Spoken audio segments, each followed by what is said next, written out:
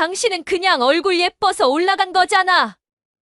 그 말 한마디가 모두의 시선을 멈추게 만들었습니다. 대한민국군 장성 부인들 앞에서 그녀는 조용히 물을 내려놓고 자리를 떴습니다. 그러나 아무도 몰랐습니다. 그날 밤 그녀가 전방 비밀작전에 투입됐다는 사실을, 그리고 단 하루 만에 국방부 작전 성공 보고서 맨 위에 그녀의 이름이 오르게 될 줄은요. 과연 그녀에게 무슨 일이 있었던 걸까요? 그녀는 왜 끝내 아무 말 없이 그 자리를 떠났던 걸까요? 지금 그녀의 계급보다 더 무거웠던 침묵의 이야기가 시작됩니다. 그 전에 잠깐 1초만 투자해서 구독, 좋아요 버튼을 꾹 눌러주시면 영상 제작에 큰 힘이 됩니다. 지금 바로 시작하겠습니다. 서울 용산구 국방부 별관, 차가운 회의실의 형광등 불빛이 하얗게 내리쬐는 이른 아침이었어요. 대한민국 최초의 여성 야전 투스타 장군인 최윤정은 43살의 나이에도 매일 새벽 5시에 기상해 전투체력 훈련으로 하루를 시작합니다. 푸시업 50개, 턱걸이 20개, 그리고 5km 구보까지. 남자 장교들도 따라하기 힘든 강도의 훈련을 그녀는 묵묵히 해내죠. 장군님, 오늘 일정 보고 드립니다. 부관 김상훈 중령이 다가와 경례를 올렸어요. 윤정은 수건으로 땀을 닦으며 고개를 끄덕였습니다. 사이버작전 사령부 회의가 오전 9시, 국방개혁위원회 간담회가 오후 2시입니다. 알겠습니다.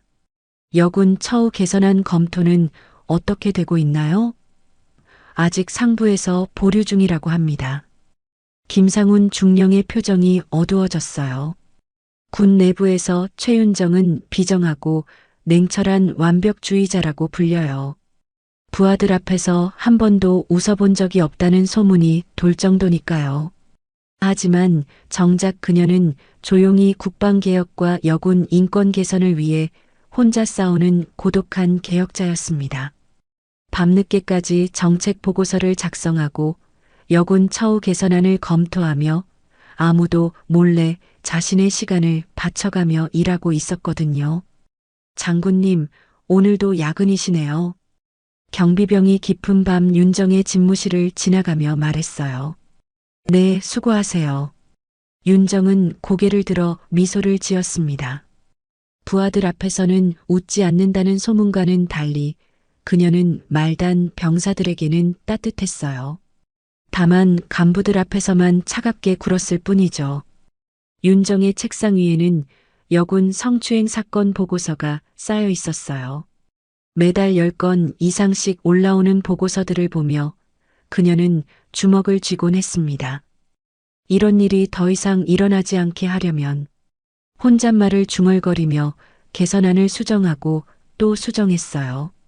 그날 오후 남편 장성훈의 요청으로 군 장성부인 모임에 참석하게 된 윤정이었어요.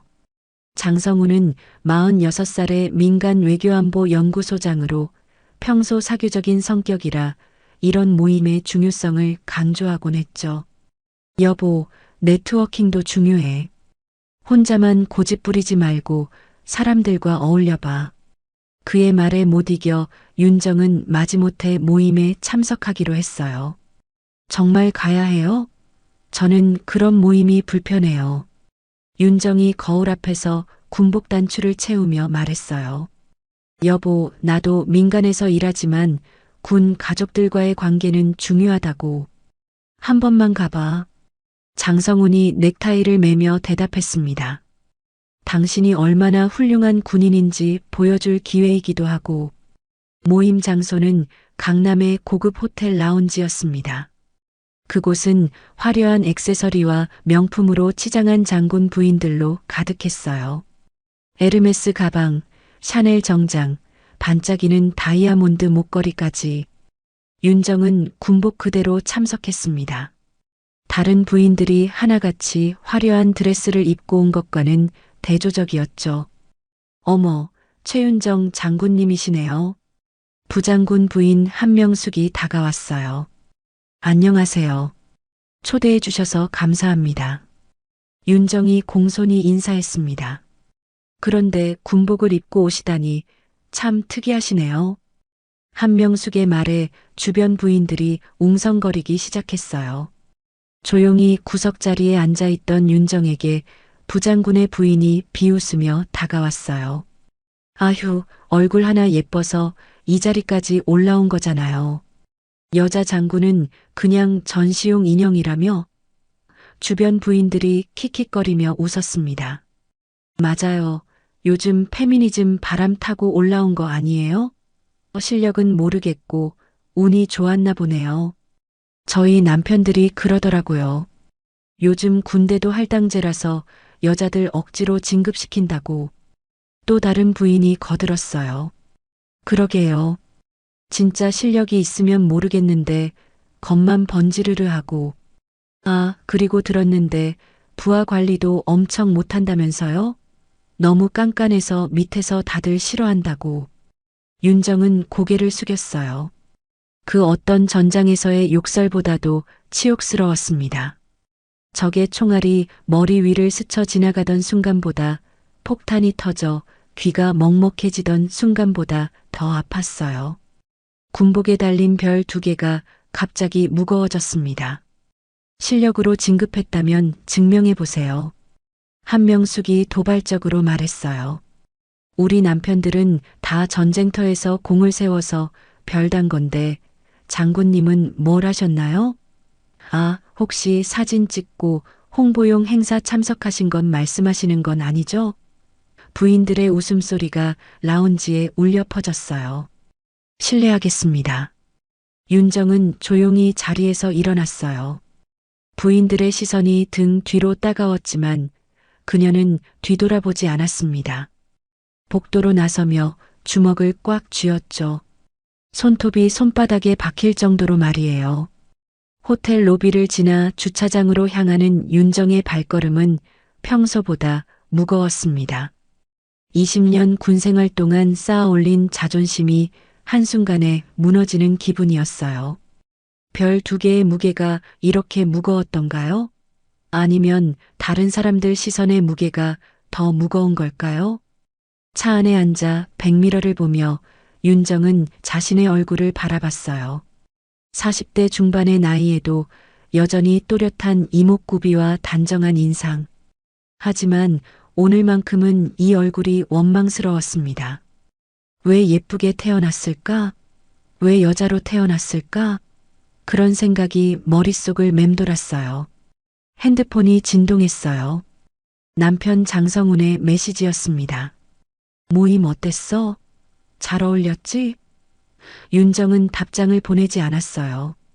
무슨 말을 해야 할지 몰랐거든요. 설마 남편에게 부인들이 자신을 전시용 인형이라고 했다고 말할 수는 없었어요. 엔진을 켜며 윤정은 깊은 한숨을 내쉬었습니다. 오늘의 모욕이 내일의 동력이 되어야 한다고 다짐했지만 마음 한구석이 시렸어요. 집으로 향하는 길, 그녀의 어깨는 여전히 무거웠고 별 2개는 여전히 그 자리에 달려 있었습니다. 하지만 이 별들이 정말 자신의 실력으로 단 것일까? 그런 의문이 처음으로 마음속에 스며들었어요. 모임을 나와 홀로 차 안에 앉은 윤정이었어요.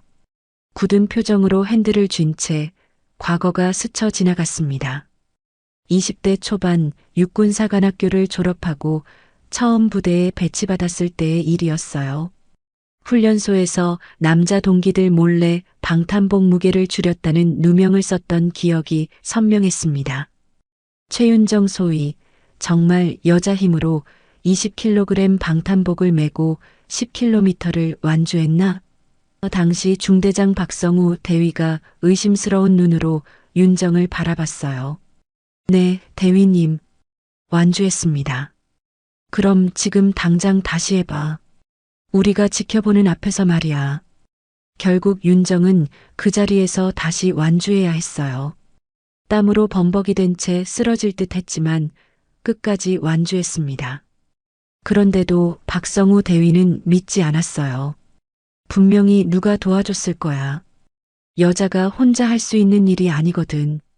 억울했지만 윤정은 참았습니다.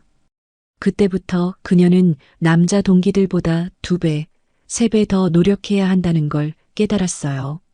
야전 작전 시 여자는 열외하라던 선배 대령의 외면도 떠올랐어요. 당시 윤정은 중령이었고 최전방 부대에서 작전 참모로 근무하고 있었습니다. 최윤정 중령, 이번 작전에서는 후방 지원 업무만 담당하게. 이충호 대령이 차갑게 말했어요. 대령님, 저도 작전에 참여하고 싶습니다. 여자가 무슨 최전방 작전에 나가? 총알 무서워서 울고불고 할 텐데. 윤정은 그날 밤 홀로 작전 계획서를 검토했어요. 이충호 대령의 계획에 허점이 있다는 걸 발견했습니다. 적의 우회 공격 가능성을 간과한 것이었어요. 대령님, 작전 계획에 수정이 필요할 것 같습니다. 내가 뭘 안다고 나서? 적이 서쪽 능선으로 우회할 가능성이 높습니다. 결국 윤정의 지적이 맞았어요. 작전 중 적이 정확히 서쪽 능선으로 우회 공격을 시도했거든요. 하지만 이충호 대령은 윤정의 공로를 인정하지 않았어요. 운이 좋았을 뿐이야. 여자 주제에 나댔다고 큰 소리치지 마. 그날 밤 윤정은 홀로 울었습니다.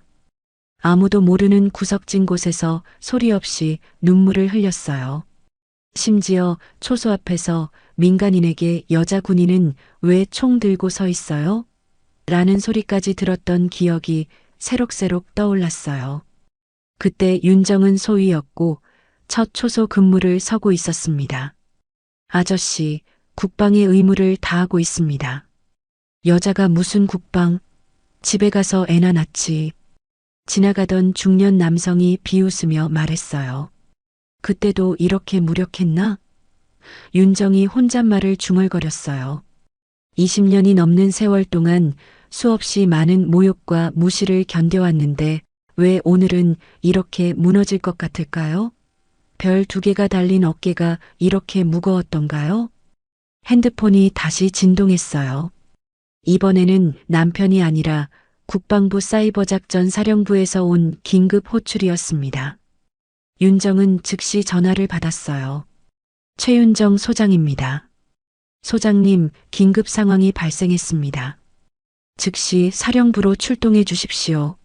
사이버작전 사령부 작전처장 김철수 대령의 목소리가 긴장되어 있었어요. 무슨 일입니까? 북한과 접경 지역에서 현장 침투 도발 사건이 발생했습니다.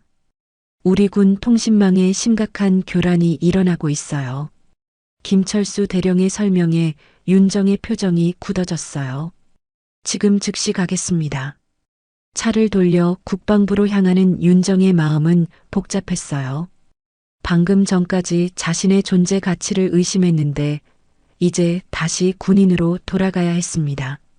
하지만 이상했어요. 부인들의 모욕보다 이런 긴급 상황이 더 편안하게 느껴졌거든요.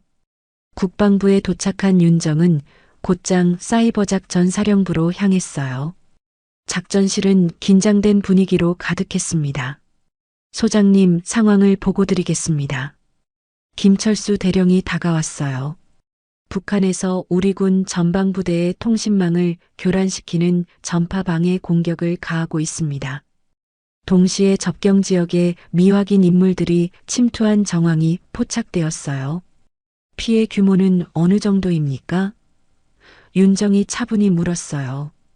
현재 최전방 3개 부대의 통신이 완전히 두절된 상태입니다. 드론 네트워크도 마비되었고요. 적의 의도는 무엇으로 파악됩니까? 아직 명확하지 않습니다. 다만 우리 군의 감시 체계를 무력화시키려는 것 같습니다. 윤정은 작전 상황판을 바라보며 생각에 잠겼어요. 기밀상 이 작전을 민간에도 외부에도 공개할 수 없으며 성공해도 아무도 알아주지 못할지도 모른다는 보고가 이어졌습니다. 소장님, 이번 작전은 극비사항입니다. 언론 공개는 물론 가족들에게도 말씀하시면 안 됩니다. 김철수 대령이 조심스럽게 말했어요. 그럼 실패해도 아무도 모르고 성공해도 아무도 모르는 작전이라는 뜻이군요. 윤정이 쓴웃음을 지었어요. 네, 그렇습니다. 좋습니다. 그럼 더욱 확실하게 성공시켜야겠네요. 윤정의 목소리에 결의가 담겼어요. 작전 브리핑을 들으며 윤정은 생각했어요. 방금 전까지 자신을 전시용 인형이라고 비웃던 사람들이 있었는데 이제는 나라를 지키는 임무를 맡게 되었다는 아이러니함을 말이에요. 하지만 이상하게도 마음이 편해졌어요. 이곳에서만큼은 자신이 진짜 군인이라는 걸 느낄 수 있었거든요. 그럼에도 윤정은 군복을 다시 여몄어요. 별 2개가 달린 어깨가 여전히 무거웠지만 이제는 그 무게의 의미를 다시 생각해 보게 되었습니다. 내가 선택한 이 길, 아무리 진흙을 던져도 끝까지 걸어가겠다. 마음속으로 다짐하며 작전 준비에 돌입했어요. 밤이 깊어가고 있었어요. 윤정은 작전실에서 부하들과 함께 세부 계획을 검토했습니다.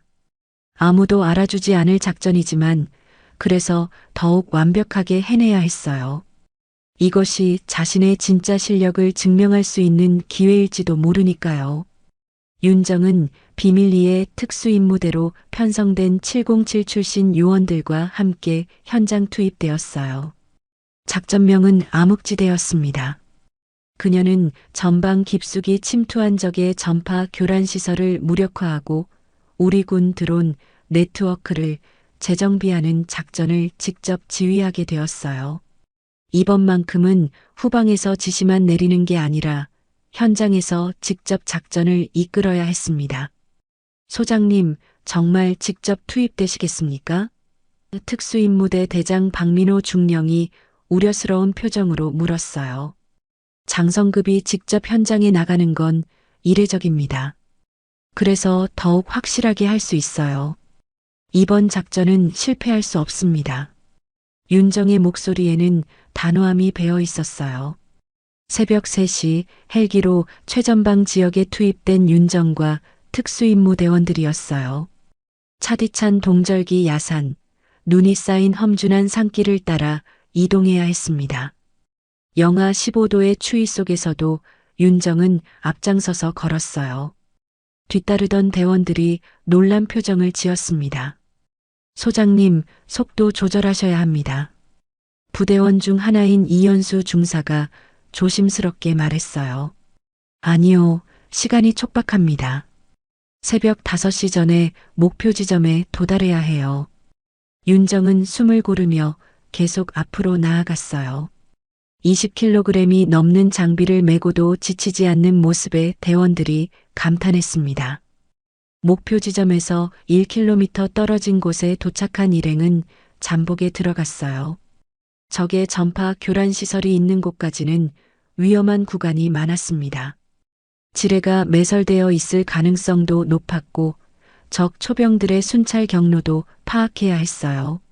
숨소리조차 내지 못하는 30시간 정지 대기가 시작되었습니다. 눈 속에 몸을 숨긴 채 망원경으로 적 진지를 관찰하던 윤정이었어요. 적들의 움직임을 하나하나 기록하고 교란시설의 위치를 정확히 파악했습니다. 소장님, 적 초병이 2시간마다 교대하는 것 같습니다. 박민호 중령이 작은 목소리로 보고했어요. 좋아요. 교대 시간을 노려서 침투하겠습니다. 한 대원이 물었어요. 별 2자리가 진흙 속에서 같이 뒹구시네요. 왜 직접 오셨습니까? 이연수 중사의 질문에 윤정은 웃지도 않은 채 답했습니다. 장군 계급은 본부에 앉으라고 있는 게 아닙니다. 지켜야 할 병사가 있으면 그게 내가 있어야 할 자리입니다. 대원들의 표정이 달라졌어요. 처음에는 여자 장군이 현장에 나온 것에 대해 의구심을 가졌지만 이제는 존경의 눈빛으로 바라보고 있었습니다. 소장님, 진짜 멋있습니다. 최연소 대원인 정우진 하사가 감탄하며 말했어요. 밤이 되자 본격적인 침투 작전이 시작되었어요. 윤정은 선두에 서서 대원들을 이끌었습니다. 적외선 야시경을 착용하고 조심스럽게 적진 깊숙이 들어갔어요. 한 발짝 한 발짝이 조심스러웠습니다. 작은 소음이라도 나면 모든 것이 수포로 돌아갈 수 있었거든요. 소장님, 전방 50m 지점에 초병이 있습니다. 박민호 중령이 손짓으로 신호를 보냈어요. 윤정은 고개를 끄덕이며 우회 경로를 손짓으로 지시했습니다. 오랜 야전 경험이 빛을 발하는 순간이었어요. 적의 전파 교란시설 앞에 도착한 윤정과 대원들이었어요. 생각보다 경비가 삼엄했습니다. 소장님, 예상보다 적이 많습니다. 괜찮아요. 계획대로 진행하겠습니다. 윤정은 침착하게 상황을 판단했어요. 정면 돌파보다는 우회 침투가 유리하다고 판단했습니다. 정우진 하사, 통신 장비 준비됐나요? 네, 소장님. 언제든 교란시설을 무력화할 수 있습니다. 좋아요. 내 신호에 맞춰서 움직이세요. 윤정은 대원들에게 최종 지시를 내렸어요. 작전이 시작되었어요. 윤정은 직접적 초병에게 접근해 제압했습니다. 20년 넘는 군 생활 동안 익힌 근접전 기술이 빛을 발했어요. 소리 없이 초병을 제압한 후 대원들에게 신호를 보냈습니다. 정우진 하사가 전파 교란 시설에 접근해 해킹 장비를 설치했어요. 소장님, 이상합니다. 예상보다 시스템이 복잡해요. 시간이 얼마나 걸릴 것 같나요? 최소 20분은 필요합니다. 예상보다 오래 걸리는 상황이었어요. 그때 적 순찰대가 다가오는 소리가 들렸어요. 소장님, 적이 접근하고 있습니다. 이연수 중사가 긴장된 목소리로 보고했어요. 진정하세요. 계획대로 하면 됩니다. 윤정은 차분하게 대응했습니다. 적 순찰대와의 접촉이 불가피해졌어요. 윤정은 대원들에게 전투 준비를 지시했습니다. 최대한 조용히 그리고 신속하게 처리하세요. 무성 권총을 꺼내든 윤정의 손이 떨리지 않았어요. 전투가 벌어졌어요. 다행히 적 순찰대는 3명뿐이었고 윤정과 대원들이 신속하게 제압했습니다. 소장님, 교란시설 무력화 완료했습니다. 정우진 하사가 엄지손가락을 들어 보였어요. 좋아요. 이제 우리 드론 네트워크를 복구하겠습니다. 윤정은 통신기를 꺼내 본부의 상황을 보고했어요. 암흑지대 팀에서 보고합니다. 목표 달성했습니다. 수고했습니다, 소장님. 철수하십시오. 철수 과정에서 윤정은 대원들의 안전을 끝까지 챙겼어요. 모두 무사히 돌아가야 합니다. 아무도 다치면 안 돼요. 한 명 한 명 확인하며 철수했습니다. 새벽 5시 마침내 안전지대에 도착한 일행이었어요. 소장님, 정말 대단하십니다. 박민호 중령이 진심으로 말했어요. 우리가 해야 할 일을 했을 뿐입니다. 윤정은 담담하게 대답했습니다. 하지만 마음속으로는 뿌듯함을 느끼고 있었어요. 이것이 바로 자신이 원했던 군인의 모습이었으니까요. 작전 종료 직전 예상치 못한 일이 벌어졌어요. 윤정과 대원들이 철수 지점으로 향하던 중 갑자기 통신기에서 이상한 잡음이 들리기 시작했습니다. 소장님, 통신이 교란되고 있습니다. 정우진 하사가 당황한 목소리로 보고했어요. 뭔가 이상해요. 우리 위치가 노출된 것 같습니다. 윤정은 즉시 상황을 파악했어요. 적들이 우리의 움직임을 너무 정확하게 알고 있었습니다. 이건 우연이 아니야. 속으로 중얼거리며 주변을 살폈어요. 내부 정보가 노출되었다는 정황이 역력했습니다. 누군가 내부에서 좌표를 유출했다는 의심이 들었어요. 모두 엄폐하세요. 윤정이 외쳤을 때 적의 공격이 시작되었어요. 하지만 이상했습니다. 적들이 우리의 정확한 위치를 알고 있는 듯한 공격 패턴이었어요. 소장님, 이건 내부 정보 없이는 불가능한 정확도입니다. 박민호 중령이 엄폐물 뒤에서 외쳤어요.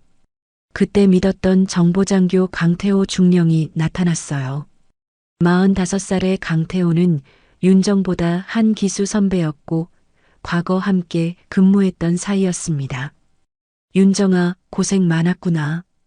그가 여유로운 표정으로 다가왔어요. 하지만 뭔가 이상했습니다. 이런 위험한 상황에서 너무 침착했거든요. 강태호 중령님, 어떻게 여기에? 윤정이 의아해하며 물었어요. 지원 나왔지. 너희들이 고생하고 있다고 해서. 강태호의 대답은 자연스러웠지만 윤정은 직감적으로 뭔가 잘못되었다는 걸 느꼈어요. 그의 눈빛이 예전과 달랐거든요. 소장님, 뭔가 이상합니다. 이연수 중사가 작은 목소리로 윤정에게 속삭였어요. 강태호 중령이 오기 직전부터 적들의 공격이 더 정확해졌어요. 윤정도 같은 생각이었습니다. 너무 우연의 일치가 많았어요. 강태호가 갑자기 권총을 꺼내 들었어요. 하지만 그 총구는 적이 아닌 윤정을 향하고 있었습니다. 강태호 중령님, 뭐 하시는 겁니까? 윤정이 놀란 목소리로 물었어요. 미안하다, 윤정아. 하지만 이럴 수밖에 없어. 대원들이 모두 당황했어요. 중령님, 정신 차리십시오. 박민호 중령이 외쳤지만 강태호는 흔들리지 않았습니다. 너희들은 모를 거야. 이 여자가 얼마나 많은 걸 망쳤는지. 그의 목소리에는 원한이 가득했어요. 윤정은 차분하게 강태호를 바라봤어요. 무슨 말씀이신지 모르겠습니다. 모른다고? 너 때문에 내가 얼마나 고생했는지 정말 모르나? 강태호의 목소리가 떨리기 시작했어요. 10년 전 내가 내 진급을 막았잖아. 그제야 윤정이 기억해냈어요. 10년 전 강태호가 부하 여군을 성추행한 사건이 있었고 윤정이 그 사실을 상부에 보고했던 일이었습니다. 그때 일을 말씀하시는 건가요? 그래, 바로 그때야. 너 때문에 내가 좌천됐고 진급도 늦어졌어. 그건 중령님이 잘못하신 일이었습니다. 윤정이 단호하게 말했어요. 부하를 성추행하고도 당당하시겠어요? 성추행? 그냥 농담이었어. 요즘 여자들이 너무 예민한 거야. 강태호의 변명에 윤정은 고개를 저었어요. 중령님, 총을 내려놓으십시오. 아직 늦지 않았습니다. 윤정이 차분하게 설득했어요. 하지만 강태호는 더욱 흥분했습니다. 늦지 않았다고? 이미 10년이나 늦었어. 너 같은 여자가 그것도 얼굴 예쁜 게 뭐라고 별 2개를 달아? 강태호가 계속 말했어요. 난 이 군대가 여자한테 무너지는 꼴 못 봐. 특히 너 같은 페미니스트한테는 더더욱. 그의 말에서 깊은 여성 혐오가 드러났어요. 여자가 장군 되는 게 말이 돼? 전쟁터에서 울고불고 할 텐데. 중령님, 지금 누가 울고불고 하고 있는지 보이십니까? 윤정이 냉정하게 반박했어요. 제가 지금까지 운 것 보신 적 있으십니까? 강태호는 말문이 막혔지만 여전히 총을 내리지 않았어요. 총구를 겨눈 강태호 앞에서도 윤정은 물러서지 않았어요. 중령님이 원하는 게 뭔지 알겠습니다. 하지만 이렇게 해서는 안 됩니다. 닥쳐. 너 같은 여자가 나한테 훈계질이야? 강태호가 소리쳤어요. 그 순간이었어요.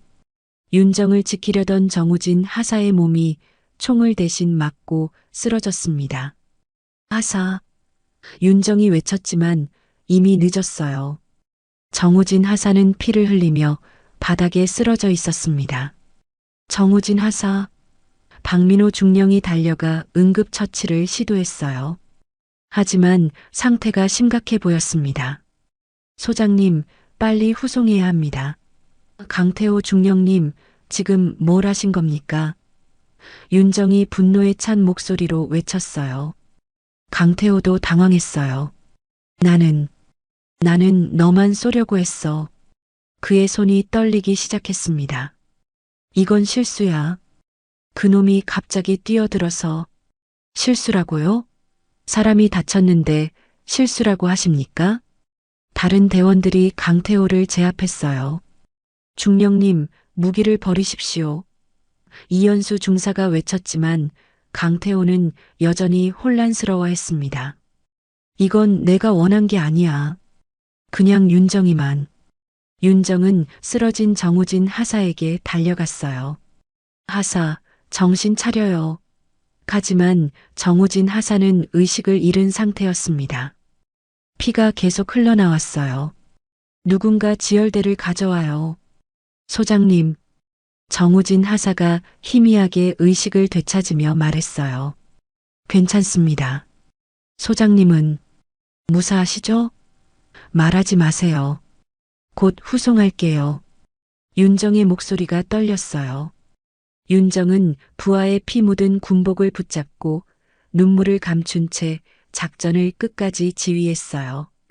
정우진 하사의 피가 자신의 손에 묻어 있었지만 그녀는 흔들리지 않았습니다. 모두 철수 준비하세요. 부상자 후송이 최우선입니다. 차분한 목소리였지만 속으로는 무너져 내리고 있었어요. 헬기로 후송되는 정우진 하사를 바라보며 윤정은 주먹을 꽉 쥐었어요. 의료진, 최선을 다해주세요. 네, 소장님. 생명에는 지장 없을 것 같습니다. 군의관의 말에 조금 안심했지만 죄책감은 사라지지 않았어요. 자신 때문에 부하가 다쳤다는 생각이 머릿속을 맴돌았습니다. 강태호 중령은 헌병대에 인계되었어요. 윤정아, 이건 끝이 아니야. 너 같은 여자가 군대를 망치고 있어. 끌려가면서도 그는 계속 소리쳤습니다. 언젠가 너의 정체가 드러날 거야. 윤정은 그의 말을 듣지 않으려 했지만 가슴 한구석이 무거워졌어요. 국방부로 돌아온 윤정은 작전 보고서를 작성했어요. 하지만 본부에서는 벌써 작전 실패로 기록될 수 있다는 문건이 돌아다니고 있었습니다. 소장님, 상부에서 문제를 제기하고 있습니다. 김상훈 부관이 조심스럽게 말했어요. 어떤 문제요?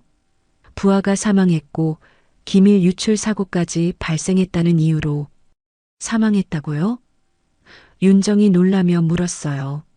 아니, 죄송합니다. 중상을 입었다는 뜻이었습니다.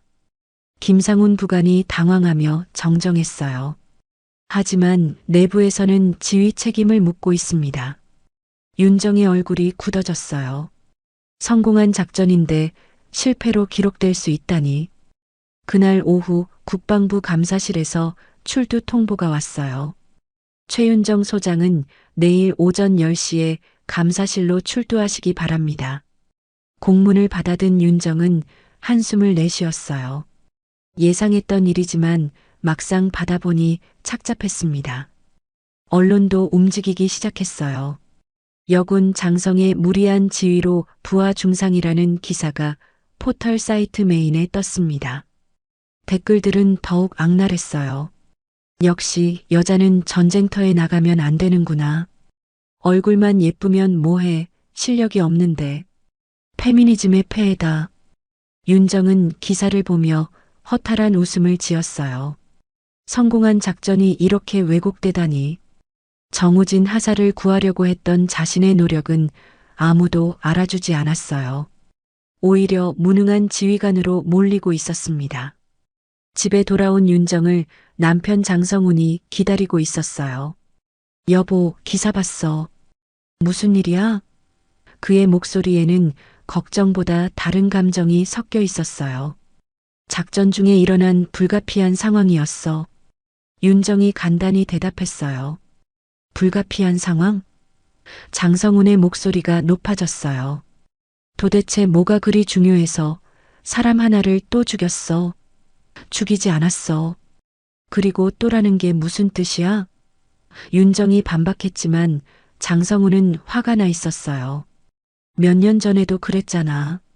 내가 지휘한 훈련에서 사고 났을 때도 장성훈이 과거 일을 들춰냈어요. 그때는 정말 사고였어. 누구 잘못도 아니었고. 하지만 결과는 마찬가지잖아. 내 밑에서 일하는 사람들이 다치고. 윤정은 남편의 말에 상처받았어요. 가장 가까운 사람이 자신을 이해해주지 않는다는 게 더 아팠습니다. 당신도 나를 못 믿는 거야? 믿고 안 믿고의 문제가 아니야. 현실을 봐. 현실? 윤정이 쓴웃음을 지었어요. 내가 보는 현실은 달라. 나는 부하들을 지키려고 했어. 지키려고 했다고? 그럼 왜 다쳤어? 장성훈의 말에 윤정은 말문이 막혔어요. 설명하고 싶었지만 기밀사항이라 자세히 말할 수 없었습니다. 여보, 이제 그만해. 군에서 물러나는 게 어때? 장성훈이 조심스럽게 제안했어요. 뭐라고? 내가 증명할 건 다 증명했잖아. 최초 여성 투스타 장군까지 됐으니까. 그게 끝이라는 뜻이야? 끝이 아니라 새로운 시작이지. 민간에서도 할 일이 많아. 장성훈이 설득했지만 윤정은 고개를 저었어요. 난 아직 할 일이 남았어. 여군들을 위해서도. 언제까지 혼자 싸울 거야? 그녀는 조용히 답했어요. 사람 하나를 살리기 위해 그 자리에 갔어. 자신의 목숨을 걸고라도 부하들을 지키겠다는 의지였지만 장성훈은 이해하지 못했어요. 그런 식으로 영웅놀이 하지 마. 가족도 생각해. 영웅놀이? 윤정의 목소리가 차가워졌어요. 내가 언제 영웅놀이 했어? 지금 하고 있잖아. 혼자 다 짊어지려고 하고. 그럼 누가 하겠어? 아무도 안 하잖아. 다음 날 아침 윤정은 감사실에 출두했어요. 차가운 신문실에서 감사관들이 기다리고 있었습니다. 최윤정 소장, 이번 작전에 대해 질문하겠습니다. 네, 답변하겠습니다. 작전 중 부하가 중상을 입었는데 지휘관으로서 책임을 어떻게 생각하십니까? 감사관의 질문에 윤정은 차분히 대답했어요. 부하의 안전을 지키지 못한 것은 제 책임입니다. 그럼 작전 지휘에 문제가 있었다는 뜻입니까? 아닙니다. 작전은 성공적으로 완료되었습니다. 윤정이 단호하게 말했어요. 하지만 결과적으로 부상자가 발생했습니다. 그것은 내부 배신자 때문이었습니다. 증거가 있습니까? 감사는 이틀 동안 계속되었어요. 윤정은 모든 질문에 성실히 답했지만 감사관들의 시선은 차가웠습니다. 결국 진급이 취소되고 직위 해제 상태가 되었어요. 최윤정 소장은 당분간 보직에서 해제되며 추가 조사가 진행될 예정입니다. 쓰러진 부하의 유족이 국방부 앞에서 기자회견을 자처했어요. 정우진 하사의 어머니 김순희 씨가 마이크 앞에 섰습니다. 우리 아들은 위험한 줄 알면서도 장군님을 지키려고 했습니다. 그녀의 목소리는 떨렸지만 단호했어요. 언론에서 말하는 것처럼 무능한 지휘 때문이 아닙니다. 기자들이 술렁였어요. 그럼 어떤 이유로 다치게 된 겁니까? 한 기자가 질문했습니다. 우리 아들이 입원해서 직접 말했어요. 장군님을 지키기 위해 간 것이 아니라 그녀가 모든 병사들을 지키고 있다는 걸 알았기에 따라간 것이라고요. 김순희 씨의 말에 윤정은 눈물이 날 뻔했어요. 정우진 하사는 의식을 회복한 후 이렇게 말했습니다. 김순희 씨가 메모지를 꺼내 읽었어요. 소장님은 우리를 앞에 세우고 뒤에 숨지 않았어요. 가장 위험한 곳에 먼저 들어가셨고 우리를 지키려고 하셨어요. 그런 분을 나쁘게 말하지 마세요. 같은 시각 사이버 작전 통제실에서는 놀라운 일이 벌어지고 있었어요. 기술진들이 복구 작업을 하던 중 삭제된 로그 파일들을 찾아낸 것입니다. 이상하네요. 누군가 의도적으로 작전 기록을 조작한 흔적이 있어요. 김철수 대령이 컴퓨터 화면을 보며 말했어요. 조작이라고요? 윤정의 부관 김상훈 중령이 놀라며 물었어요. 네, 작전 성공 기록이 삭제되고 실패 기록으로 덮어 씌워져 있었습니다. 그럼 진짜 기록은? 지금 복구 중입니다. 완전히 삭제되지는 않았거든요. 복구된 사이버 작전 통제 기록에는 충격적인 내용이 담겨 있었어요. 윤정이 지휘한 리버스 해킹 작전 성공 로그가 그대로 남아 있었습니다. 이게 뭡니까? 김상훈 중령이 화면을 가리켰어요. 최윤정 소장의 작전이 완벽하게 성공했다는 기록이에요. 기록을 자세히 살펴보니 더욱 놀라운 사실이 드러났어요. 윤정의 이름은 작전 성공자 1번으로 기록되어 있었고 적의 통신망을 역추적해서 오히려 우리가 적의 정보를 빼낸 것까지 확인되었습니다. 소장님이 단순히 방어만 한 게 아니라 공격까지 성공시키셨네요. 그리고 이것 보세요. 기술진 중 한 명이 다른 파일을 열었어요. 그동안 모든 통신 오류는 강태호 중령이 일으킨 것으로 나와 있어요. 강태호 중령이요? 네, 그가 내부 시스템에 악성 코드를 심어서 우리 작전을 방해했던 거예요. 더 충격적인 건 강태호의 범죄 규모였어요. 중령은 지난 6개월 동안 지속적으로 기밀을 유출해 왔습니다. 6개월이나? 네, 그리고 이번 작전 정보도 사전에 적에게 넘겼어요. 그래서 우리 위치가 노출된 거였습니다. 국방부 수사기관이 즉시 강태호를 재조사했어요. 강태호 중령, 추가 혐의가 확인되었습니다. 무슨 혐의요? 간첩 및 기밀 유출죄입니다. 강태호의 얼굴이 새하얗게 변했어요. 그건 아니에요. 수사 과정에서 강태호의 동기도 명확해졌어요. 돈 때문이었나요? 아니에요. 그냥 윤정이 너무 미웠어요. 개인적 감정 때문에 나라를 배신한 겁니까?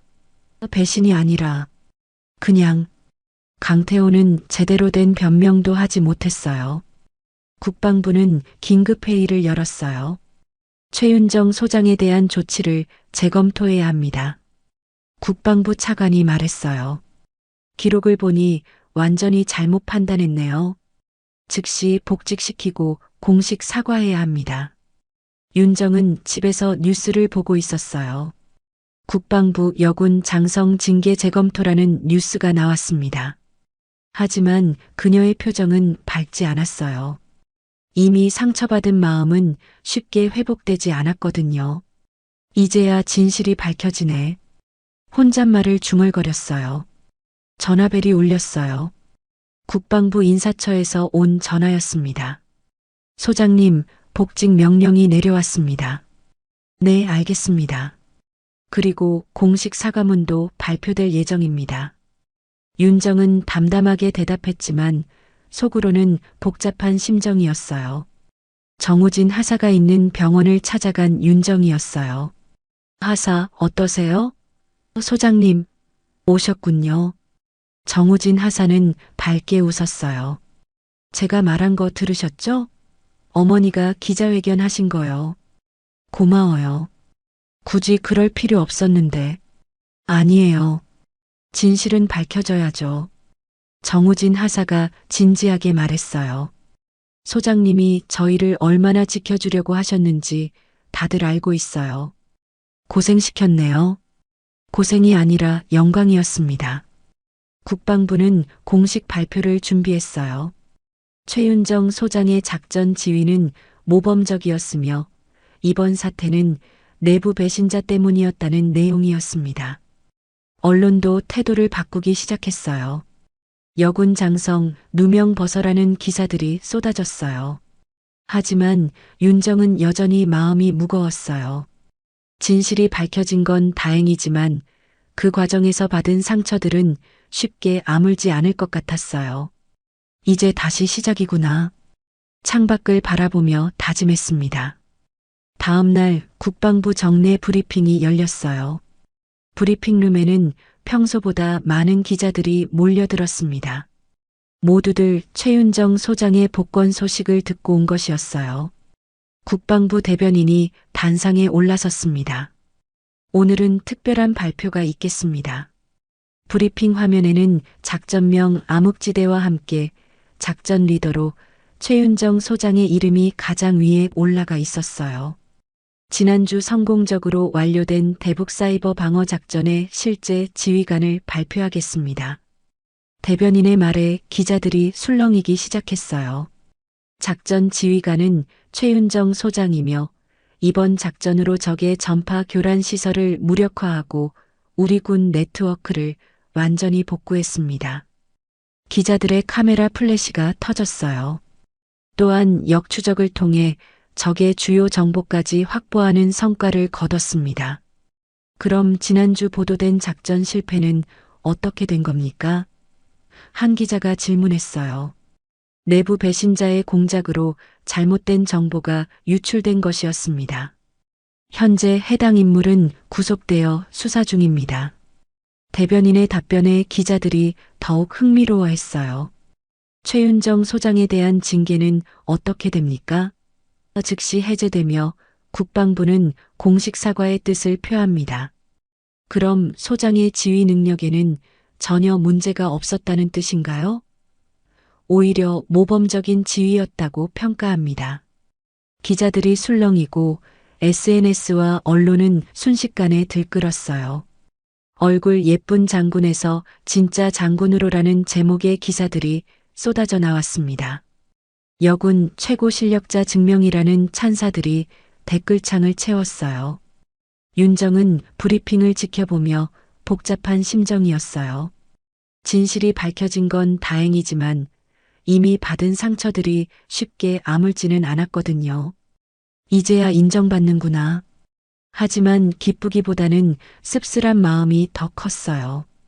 그날 저녁 다시 열린 장성 부인 모임이 있었어요. 윤정은 처음에는 참석하지 않으려 했습니다. 또 가서 뭘 해? 하지만 마음을 바꿨어요. 이번에는 다르게 해야겠어. 군복을 다시 단정하게 입고 모임 장소로 향했습니다. 호텔 라운지에 들어선 윤정을 본 부인들의 표정이 변했어요. 며칠 전과는 완전히 다른 분위기였습니다. 어머, 최윤정 장군님. 한명숙이 어색하게 인사했어요. 안녕하세요. 윤정은 당당하게 인사했습니다. 장군님, 뉴스 봤어요. 정말 대단하시더라고요. 다른 부인이 아첨하듯 말했어요. 하지만 윤정은 그들의 변한 태도가 더 불쾌했습니다. 며칠 전에는 전시용 인형이라고 하시지 않으셨나요? 싸늘한 목소리로 말했어요. 부인들이 당황했어요. 그건 우리가 잘못 알았던 거죠. 오해였어요, 오해. 변명들이 쏟아져 나왔지만 윤정은 웃지 않았어요. 오해라고요? 제 얼굴이 예뻐서 진급했다고 하신 건도 오해였나요? 장군님, 너무 예민하게 받아들이지 마세요. 한명숙이 어색하게 웃으며 말했어요. 예민하게요? 윤정의 목소리가 차가워졌어요. 저를 모독하신 건 예민한 게 아니라 사실 아닌가요? 윤정은 일어서며 말했어요. 인형이라고 했죠. 네, 그 인형이 어제 대한민국 국경을 지켰습니다. 부인들이 모두 숨을 죽였어요. 그리고 그 인형은 사람도 지켰고 나라도 지켰습니다. 윤정의 목소리에는 당당함이 가득했어요. 아직도 장난감으로 보이십니까? 윤정이 부인들을 한 명씩 바라보며 물었어요. 아무도 대답하지 못했습니다. 실력이 궁금하셨죠? 이제 확인하셨나요? 순간 모두 고개를 떨구었어요. 다음에는 함부로 판단하지 마세요. 윤정이 마지막으로 말했어요. 겉모습만 보고 사람을 평가하는 건 어리석은 일입니다. 그리고는 당당하게 자리를 떠났어요. 뒤에서 부인들의 작은 목소리들이 들렸지만 윤정은 뒤돌아보지 않았어요. 호텔을 나서며 윤정은 깊은 숨을 들이쉬었어요. 이제야 후련하네. 오랫동안 참았던 말들을 드디어 할 수 있었어요. 별 2개의 무게가 이전보다 가벼워진 것 같았습니다. 핸드폰에 메시지들이 쏟아지고 있었어요. 동료 장교들, 부하들, 심지어 모르는 사람들까지 축하 메시지를 보내왔습니다. 소장님 멋있어요. 진짜 군인이시네요. 존경합니다. 따뜻한 메시지들을 보며 윤정은 미소를 지었어요. 집에 돌아온 윤정을 남편 장성훈이 기다리고 있었어요. 여보, 미안해. 내가 너를 의심했구나. 그의 목소리에는 미안함이 가득했어요. 괜찮아요. 당신도 모르는 상황이었잖아요. 윤정이 너그럽게 말했어요. 앞으로는 무조건 내 편이 될게. 장성훈이 윤정을 안으며 말했어요. 고마워요. 하지만 편이 아니라 이해해주면 돼요. 이해? 제가 왜 이 일을 하는지 말이에요. 윤정의 말에 장성훈은 고개를 끄덕였어요. 그날 밤 윤정은 오랜만에 편안하게 잠들 수 있었어요. 진실이 밝혀지고 자신의 실력도 인정받았으니까요. 하지만 더 중요한 건 자신에 대한 확신을 되찾은 것이었어요. 나는 진짜 군인이야. 별 2개가 달린 어깨를 보며 다시 한번 다짐했습니다. 윤정은 다시 본부로 복귀했지만 며칠 후 조용히 후배 여군들을 찾아 떠났어요. 국방부 여군 교육대에 있는 신임 여군 장교들을 만나기 위해서였습니다. 그녀가 있었던 자리보다 한 발짝 뒤에서 지켜보고 싶었거든요. 이제 내가 할 일은 따로 있어. 마음속으로 다짐하며 교육대로 향했어요. 교육대에 도착한 윤정을 본 여군 장교들이 놀랐어요. 소장님이 왜 여기에? 그냥 여러분이 어떻게 지내는지 궁금해서요. 윤정이 따뜻하게 웃으며 말했어요. 최근 사건 이후 그녀를 바라보는 시선이 완전히 달라져 있었습니다. 소장님 정말 멋있으세요.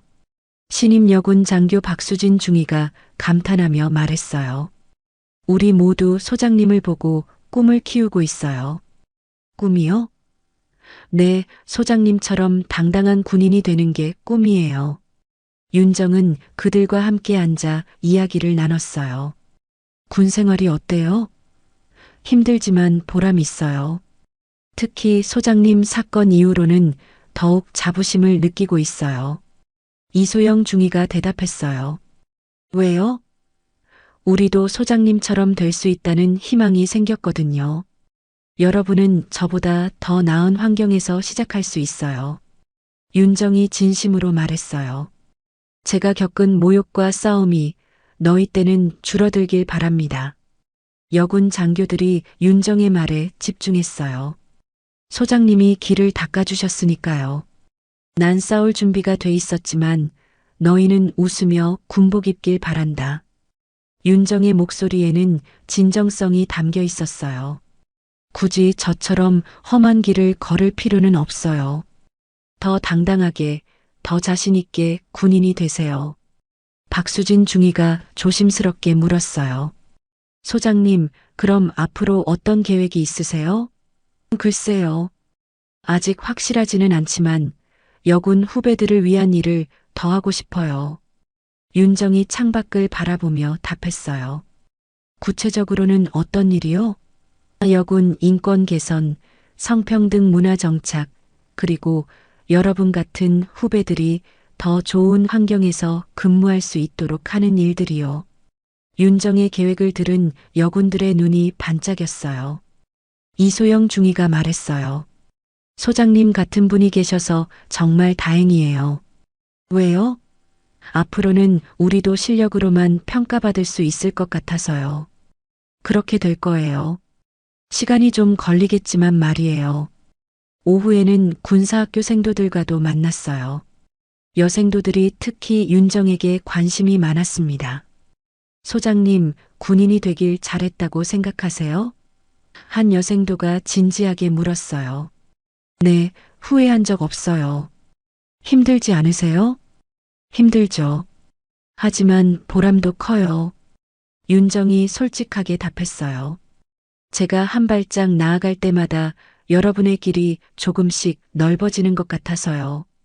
여생도들이 감동한 표정을 지었어요. 저녁에는 정우진 하사를 다시 찾아갔어요. 많이 회복된 모습이었습니다. 하사, 이제 거의 다 나았네요. 네, 소장님. 다음 주면 복귀할 수 있을 것 같아요. 무리하지 마세요. 괜찮아요. 빨리 복귀해서 소장님과 함께 일하고 싶어요. 고마워요. 당신 덕분에 진실이 밝혀질 수 있었어요. 윤정이 진심으로 감사 인사를 했어요. 제가 한 게 뭐 있나요? 당연한 일을 했을 뿐이에요. 당연한 일이라니? 소장님을 지키는 건 저희의 의무니까요. 며칠 후 국방부에서 특별한 소식이 전해졌어요. 윤정의 진급 심사가 다시 열린다는 것이었습니다. 대장 진급 심사였어요. 소장님 축하드립니다. 김상훈 부관이 기쁜 얼굴로 보고했어요. 아직 확정된 건 아니에요. 하지만 가능성이 매우 높다고 들었어요. 윤정은 담담했어요. 계급보다는 더 중요한 것들이 있다는 걸 깨달았거든요. 진급보다는 후배들을 위한 일이 더 중요해요. 둘 다 하시면 되잖아요. 그렇겠네요. 엔딩 장면이었어요. 조용히 걸어가는 윤정의 뒤에서 신임 여군들이 경례를 올렸습니다. 그들의 눈빛에는 희망과 존경이 가득했어요. 윤정은 뒤돌아보며 미소를 지었습니다. 여러분이 저의 가장 큰 자랑이에요. 하늘 위로 자막이 떠올랐어요. 대한민국 최초 야전 여군 대장 진급 예정 마이너스 최윤정. 하지만 더 중요한 건 그 아래 작은 글씨였어요. 그리고 그녀가 닦은 길 위에서 꿈꾸는 수많은 여군들. 윤정의 진짜 승리는 계급이 아니라 후배들에게 희망을 준 것이었어요. 윤정은 석양을 바라보며 걸었어요. 별 2개에서 별 3개로 늘어날 예정이었지만 그보다 소중한 건 자신이 걸어온 길이 후배들에게 빛이 되었다는 것이었습니다. 이제 시작이야. 마음속으로 다짐하며 새로운 내일을 향해 걸어갔어요. 바람이 멈춘 자리에 새로운 바람이 불기 시작했어요. 윤정이 만든 변화의 바람이었습니다. 그 바람은 앞으로도 계속 불어서 더 많은 여군들이 당당하게 꿈을 키울 수 있는 세상을 만들어 갈 것이었어요. 윤정의 이야기는 끝났지만 그녀가 시작한 변화는 이제 막 시작되었습니다. 오늘 영상 즐겁게 보셨나요? 그렇다면 댓글로 여러분이 지금 어디에서 보고 계신지 남겨주세요. 여러분의 소중한 이야기도 꼭 듣고 싶습니다. 항상 함께 해주셔서 감사합니다. 인생 테라스였습니다.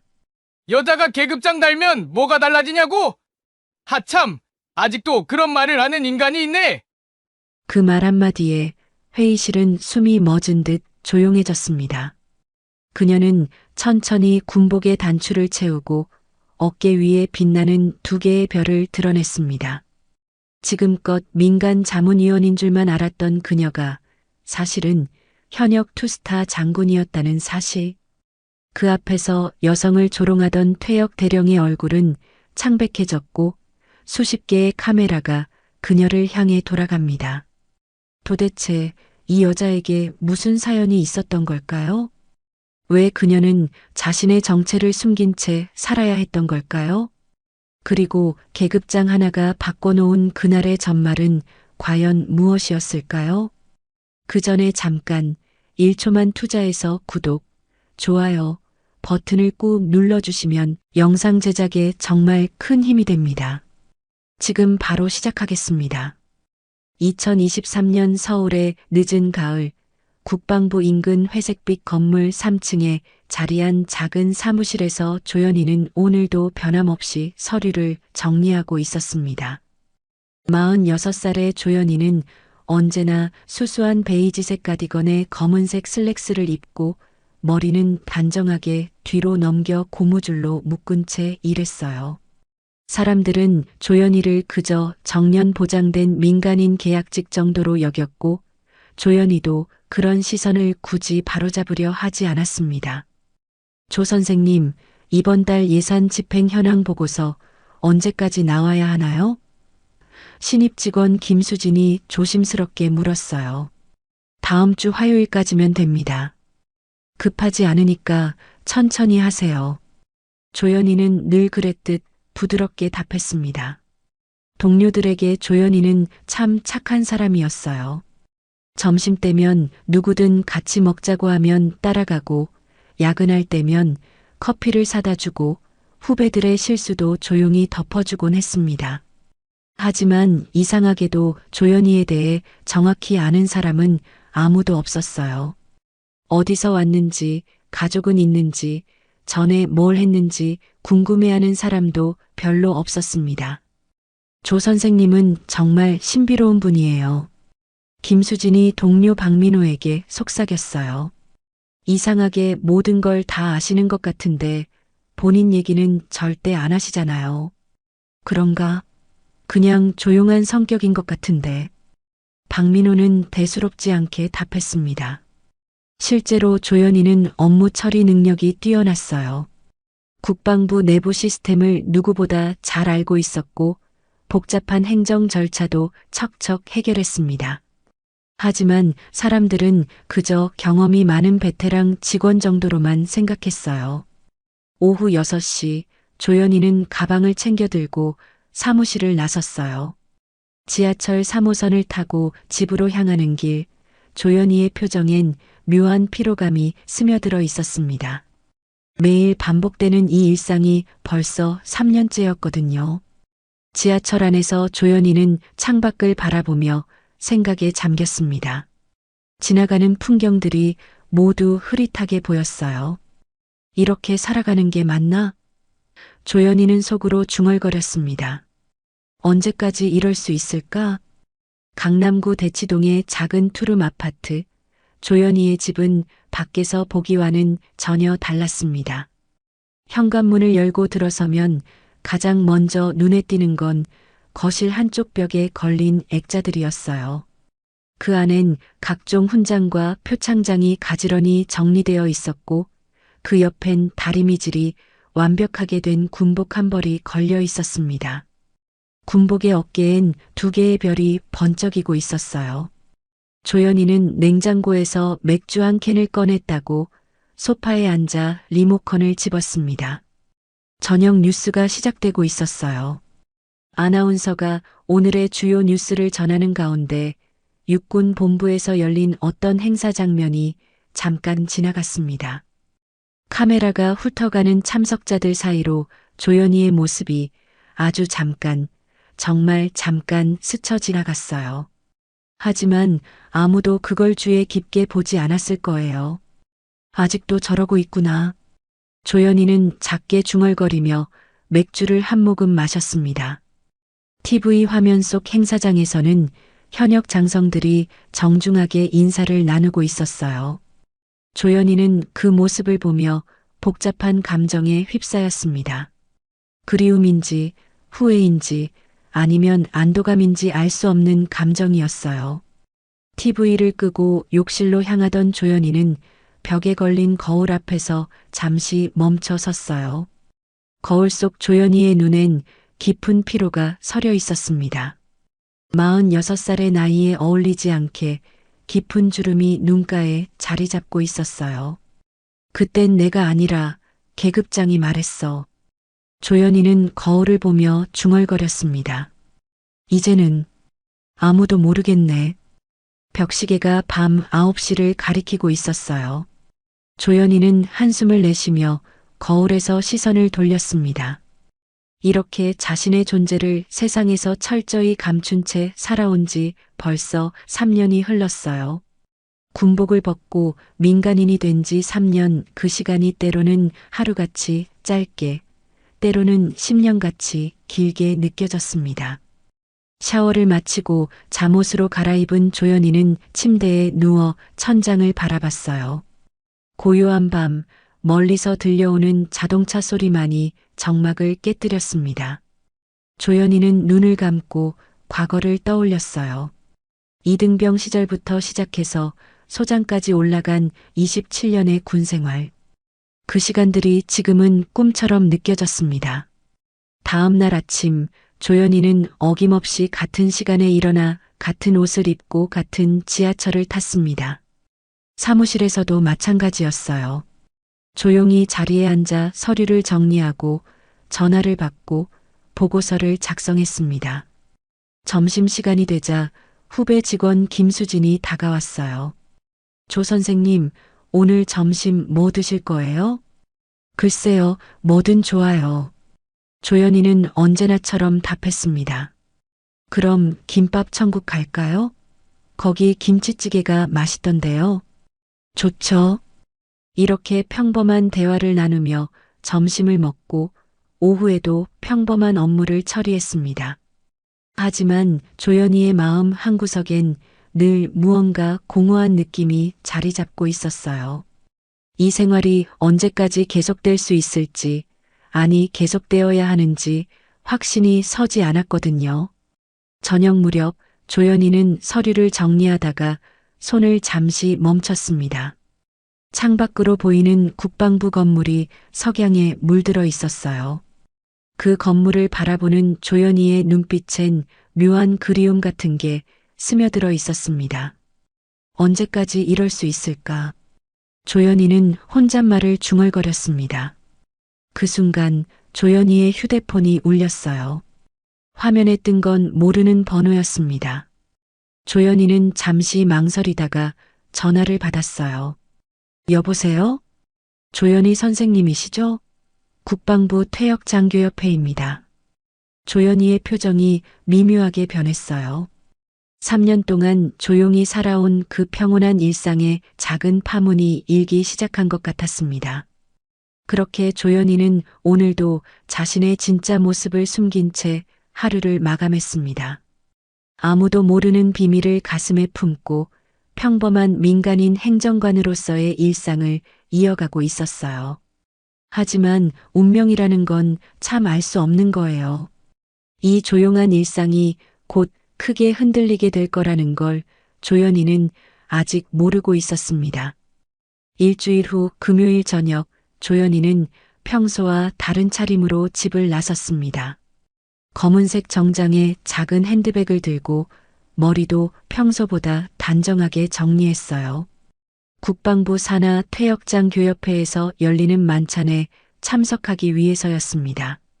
예비역 대령들 간의 교류의 밤이라는 제목의 이 모임에 조연이도 초대받았거든요. 정말 가야 하나? 조연이는 택시 안에서 망설였습니다. 3년 동안 이런 자리를 피해왔는데 이번에는 거절하기 어려운 상황이었어요. 행사장인 용산구의 한 호텔에 도착하자 로비에는 이미 여러 사람들이 모여 있었습니다. 대부분 50대 후반에서 60대 초반의 남성들이었고 조연이처럼 여성은 손에 꼽을 정도였어요. 접수대에서 명찰을 받을 때 조연이는 자신의 명단을 확인했습니다. 조연이 전방부대 전략자문위원이라는 애매모호한 직함만 적혀 있었어요. 아, 조연이 선생님이시군요. 반갑습니다. 행사 담당자가 친근하게 인사했습니다. 오늘 좋은 분들 많이 오셨으니까 즐거운 시간 되실 거예요. 조연이는 미소를 지으며 답했습니다. 네, 감사합니다. 연회장에 들어서자 웅성거리는 대화 소리가 들려왔어요. 조연이는 구석진 자리에 앉아 조용히 주변을 둘러봤습니다. 익숙한 얼굴들도 몇 명 보였지만 먼저 다가가 인사하지는 않았어요. 그저 조용히 앉아서 물을 마시며 시간을 보냈습니다. 그때 입구 쪽에서 웃음소리가 크게 들려왔어요. 조연이가 고개를 돌려보니 50대 후반의 남성이 여러 사람들에게 둘러싸여 열띤 대화를 나누고 있었습니다. 키가 크고 당당한 체격의 그 남성은 강도식이었어요.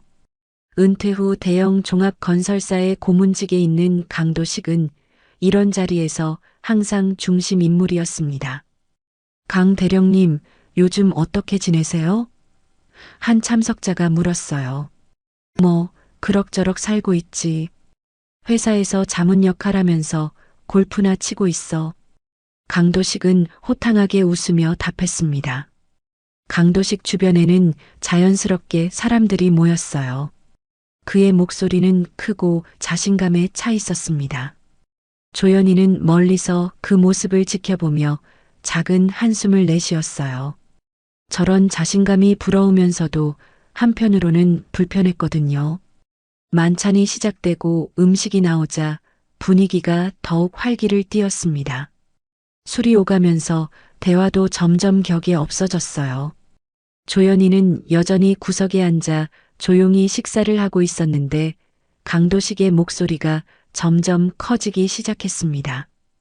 요즘 군대 꼴을 보면 정말 한심해. 강도식이 술잔을 기울이며 말했어요. 예전 같으면 상상도 못할 일들이 벌어지고 있다고. 무슨 일인데요? 옆에 앉은 사람이 물었습니다. 여자들 말이야.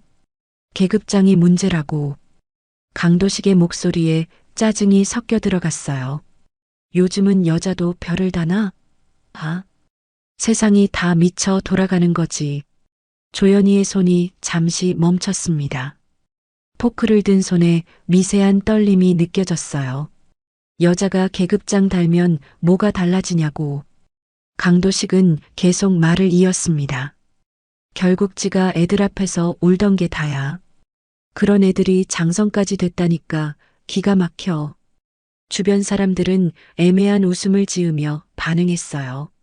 누군가는 동조하는 듯했고 누군가는 불편해하는 것 같았습니다. 하지만 아무도 강도식의 말을 직접적으로 제지하지는 않았어요. 속으로 군생활 피곤하게 만들던 존재들이지. 강도식은 술 기운에 더욱 거침없이 말했습니다. 여자들은 원래 감정적이고 비논리적이야.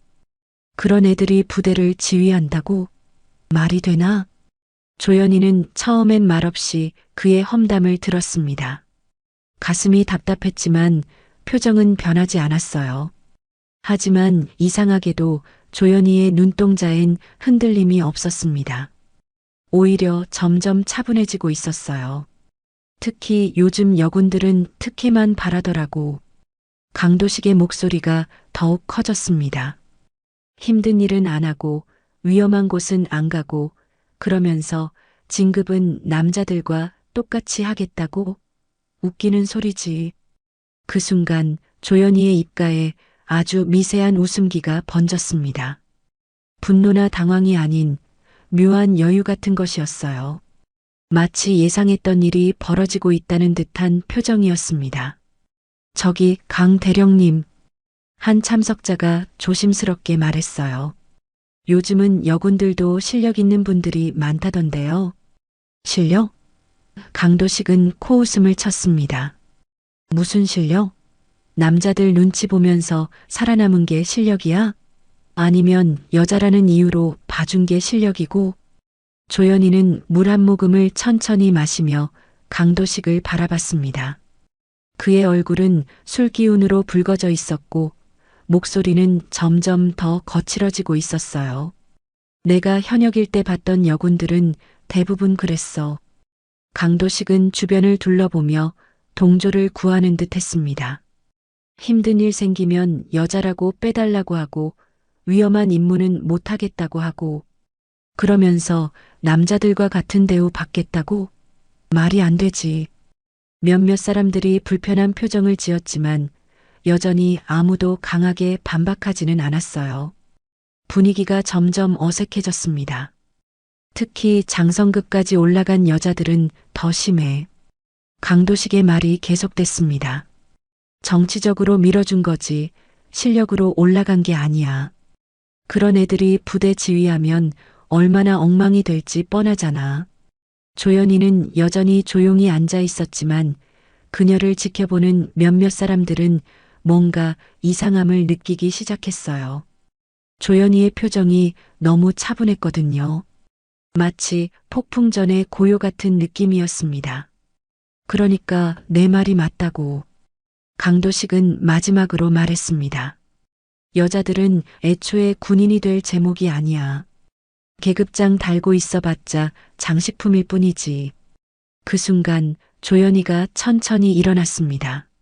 모든 사람들의 시선이 조연이에게 집중됐어요. 조연이는 강도식을 바라보며 조용히 말했습니다. 흥미로운 의견이네요. 강도식이 조연이를 쳐다봤습니다. 누구시죠? 조연이입니다. 조연이는 담담하게 답했습니다. 전방부대 전략자문위원이라고 되어 있네요. 아, 그러시군요. 강도식은 대수롭지 않게 답했습니다. 혹시 제 말에 뭔가 이의가 있으신가요? 조연이는 미소를 지으며 고개를 저었습니다. 아니요. 그냥 궁금해서요. 그런 확신은 어디서 오는 건지. 연회장이 갑자기 조용해졌습니다. 뭔가 예상치 못한 일이 벌어질 것 같은 기운이 감돌았어요. 조연이와 강도식 사이에 묘한 긴장감이 흘렀습니다. 이렇게 조연이의 조용했던 일상에 첫 번째 파문이 일어났습니다. 3년 동안 숨겨왔던 정체성이 흔들리기 시작한 순간이었어요. 며칠 후 화요일 오전, 조연이는 평소처럼 사무실에서 서류 정리를 하고 있었습니다. 지난 금요일 만찬에서 있었던 일은 별다른 후폭풍 없이 지나간 것 같았어요. 강도식과의 대화도 그냥 스쳐 지나가는 에피소드 정도로 끝난 듯 했습니다. 조 선생님, 커피 한 잔 드릴까요? 김수진이 물었어요. 고마워요. 아메리카노로 부탁해요.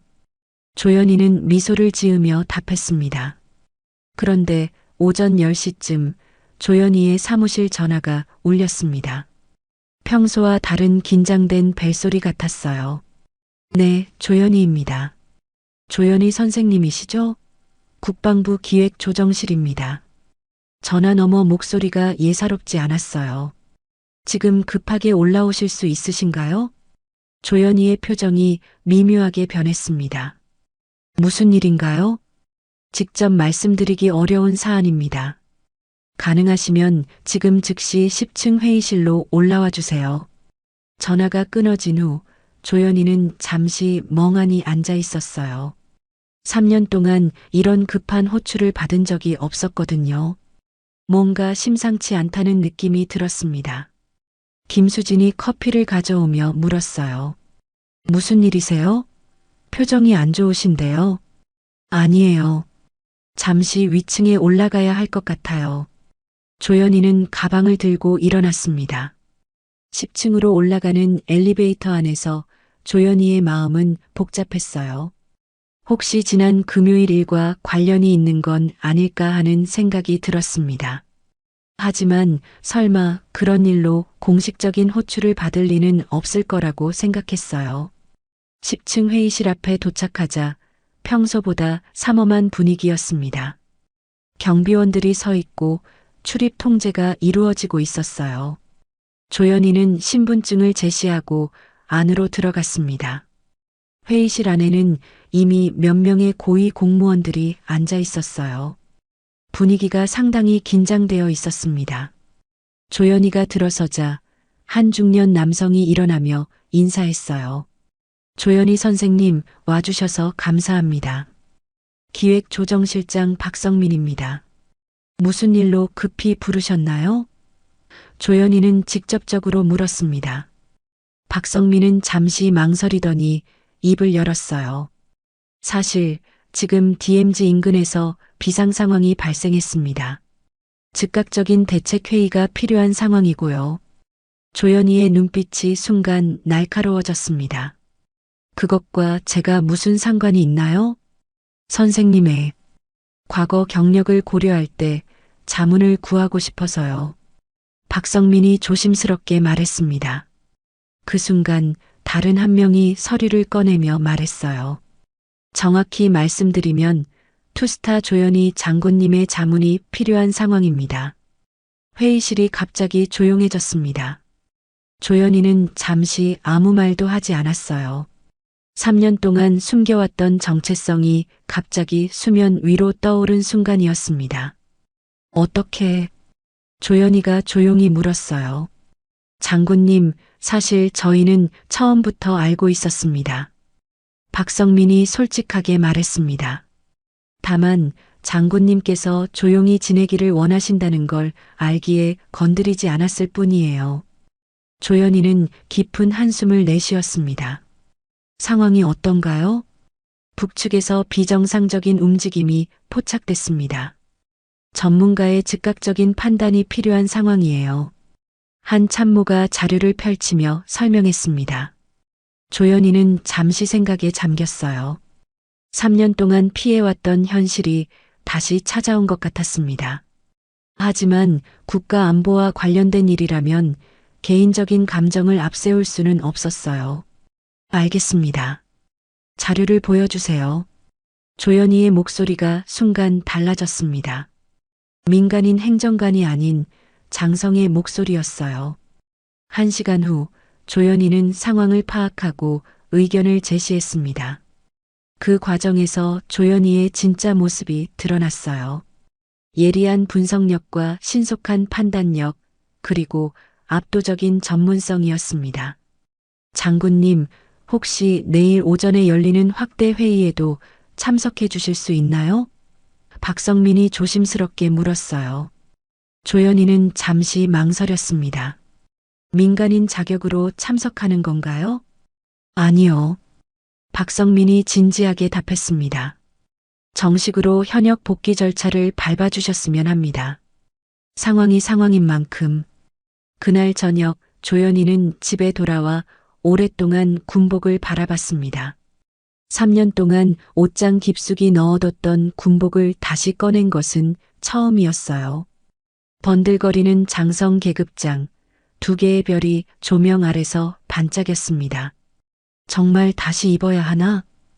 조연이는 혼잣말을 중얼거렸습니다. 다음 날 아침 조연이는 군복을 입고 국방부로 향했습니다. 지하철에서 사람들이 조연이를 신기한 듯 쳐다봤어요. 장성 계급장을 단 여군을 보는 게 흔한 일은 아니었거든요. 국방부 회의실에 도착하자 이미 여러 고위 인사들이 모여 있었습니다. 조연이가 들어서는 순간 모든 사람들이 일어나 경례를 했어요. 3년 만에 받는 경례였습니다. 투스타 조연이 장군님 도착하셨습니다. 한 참모가 큰 목소리로 알렸어요. 그런데 회의실 한편에 앉아있던 강도식이 조연이를 보고는 눈이 휘둥그레졌습니다. 그는 민간 고문 자격으로 이 회의에 참석하고 있었거든요. 저 사람이. 강도식이 작게 중얼거렸습니다.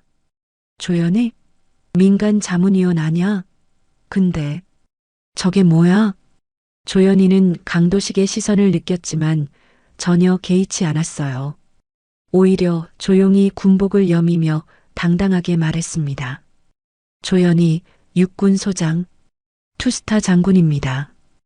회의실이 갑자기 조용해졌습니다. 강도식의 얼굴은 순간 창백해졌어요. 지난 금요일 자신이 했던 말들이 떠올랐거든요. 여자가 계급장 달면 뭐가 달라지냐, 장식품일 뿐이라고 했던 그 말들이요. 조연이는 강도식을 한번 쳐다보고는 시선을 돌렸습니다. 그리고 회의 자료를 받아들며 차분하게 말했어요. 상황 브리핑부터 받겠습니다. 국방장관이 직접 일어나 조연이에게 인사했습니다. 장군님 복귀해 주셔서 감사합니다. 그 순간 강도식은 자신이 얼마나 큰 실수를 했는지 깨달았어요. 지난 금요일 밤 자신이 모욕했던 민간 자문위원이 실제로는 투스타 장군이었던 것입니다. 그것도 국가적 위기 상황에서 다시 불려나올 정도로 중요한 인물이었어요. 조연이는 회의를 주도하며 상황 분석과 대응 방안을 제시했습니다. 그 모습은 3년 전 현역 시절과 전혀 다르지 않았어요. 오히려 더욱 성숙하고 안정된 모습이었습니다.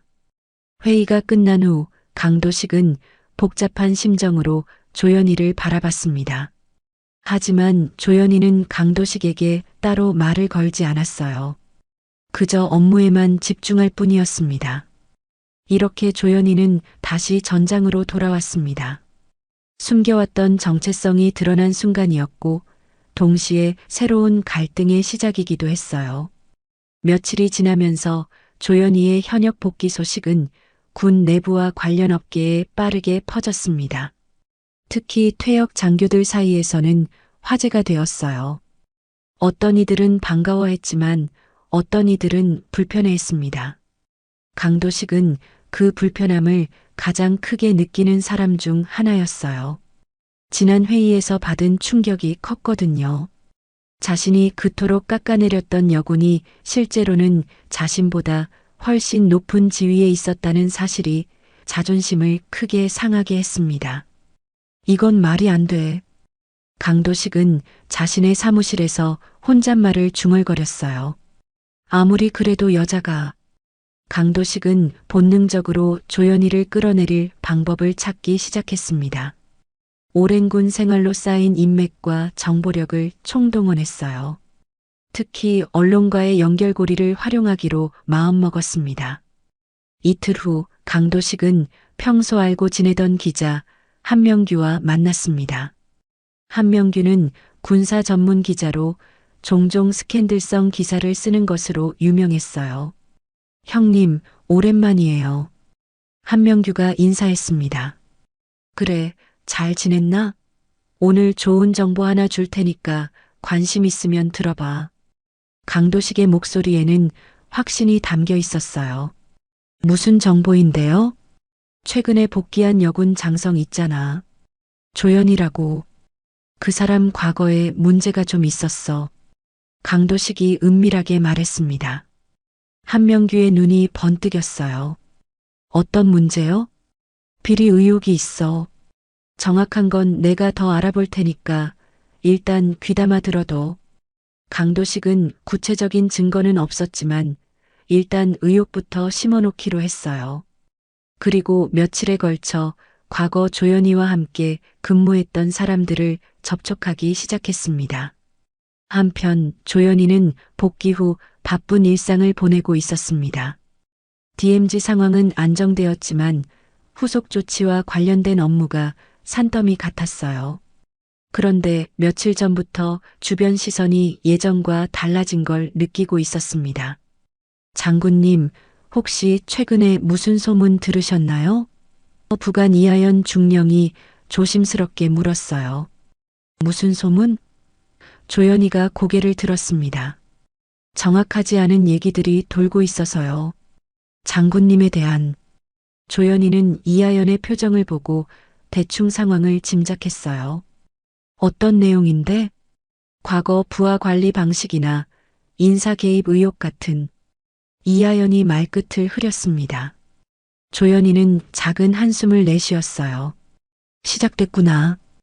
그날 저녁 조연희는 집에서 뉴스를 보다가 충격적인 내용을 접했습니다. 한 인터넷 언론에서 복귀 여군 장성, 과거 비리 의혹 제하의 기사가 올라온 것이었어요. 기사 내용은 대부분 추측과 의혹 수준이었지만 조연희가 과거 후임들과 불화를 빚었다거나 부당한 인사 개입을 했다는 익명의 증언들이 담겨 있었습니다. 나는 아직도 증명해야 하는 사람인가? 조연희는 무거운 마음으로 중얼거렸습니다. 더 충격적인 건 며칠 후였어요. 과거 조연희와 함께 근무했던 동기 장성들까지 미묘한 반응을 보이기 시작한 것입니다. 연희야, 요즘 좀 조용히 지내는 게 어떨까? 동기 김철수 장군이 전화로 말했어요. 무슨 뜻이야? 조연희가 물었습니다. 괜히 나섰다가 더 큰 문제가 될 수도 있잖아. 일단 상황이 정리될 때까지. 조연희는 전화를 끊고 나서 허탈감을 느꼈어요. 30년 가까이 함께해온 동기마저 등을 돌리는 것 같았거든요. 한편 강도식은 더욱 조직적으로 움직이고 있었습니다. 국회 국방위원회 소속 모 의원과의 만남을 주선한 것이었어요. 의원님, 요즘 복귀한 여군 장성 문제 어떻게 보세요? 강도식이 은근히 물었습니다. 글쎄요, 특별한 문제는 없어 보이던데요. 의원이 답했어요. 사실 군 내부에서는 우려의 목소리가 많습니다. 과거 지휘 경험이나 리더십 부분에서 말이죠. 강도식은 교묘하게 의혹을 심어갔어요.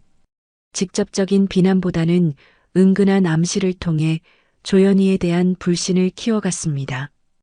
혹시 필요하다면 국정감사 때 한번 점검해 볼 필요가 있을 것 같은데요. 강도식이 제안했습니다. 결국 며칠 후 국방위원회에서 조연희의 복귀 과정과 과거 지휘 경험에 대한 검토 요청이 나왔습니다. 공식적으로는 적절한 인사 검증이라는 명목이었지만 실질적으로는 조연희를 압박하는 수단이었어요. 조연희는 사방이 적으로 둘러싸인 듯한 느낌에 휩싸였습니다. 언론의 의혹 제기, 동료들의 미묘한 시선, 정치권의 압박까지 3년 동안 조용히 지냈던 평화가 한순간에 깨진 것 같았어요. 왜 여자라는 이유만으로 이렇게 증명해야 하는 걸까? 조연희는 밤늦게 사무실에서 혼자 중얼거렸습니다. 강도식의 공작은 점점 더 치밀해졌어요. 그는 여군 최초 투스타라는 조연희의 상징성 자체를 흔들어 놓으려 했습니다.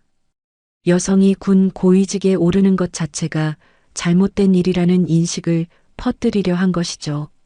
조연희는 이 모든 상황을 감내하며 묵묵히 자신의 일을 해나갔습니다. 하지만 마음 깊숙한 곳에서는 분노와 실망이 쌓여가고 있었어요. 실력으로 증명해온 30년이 한순간에 무너지는 것 같은 기분이었거든요. 강도식의 조직적인 공작이 효과를 보기 시작했습니다. 국방위원회의 검토 요청을 받은 국방부는 결국 조연희에 대한 공식 감사를 실시하기로 결정했어요.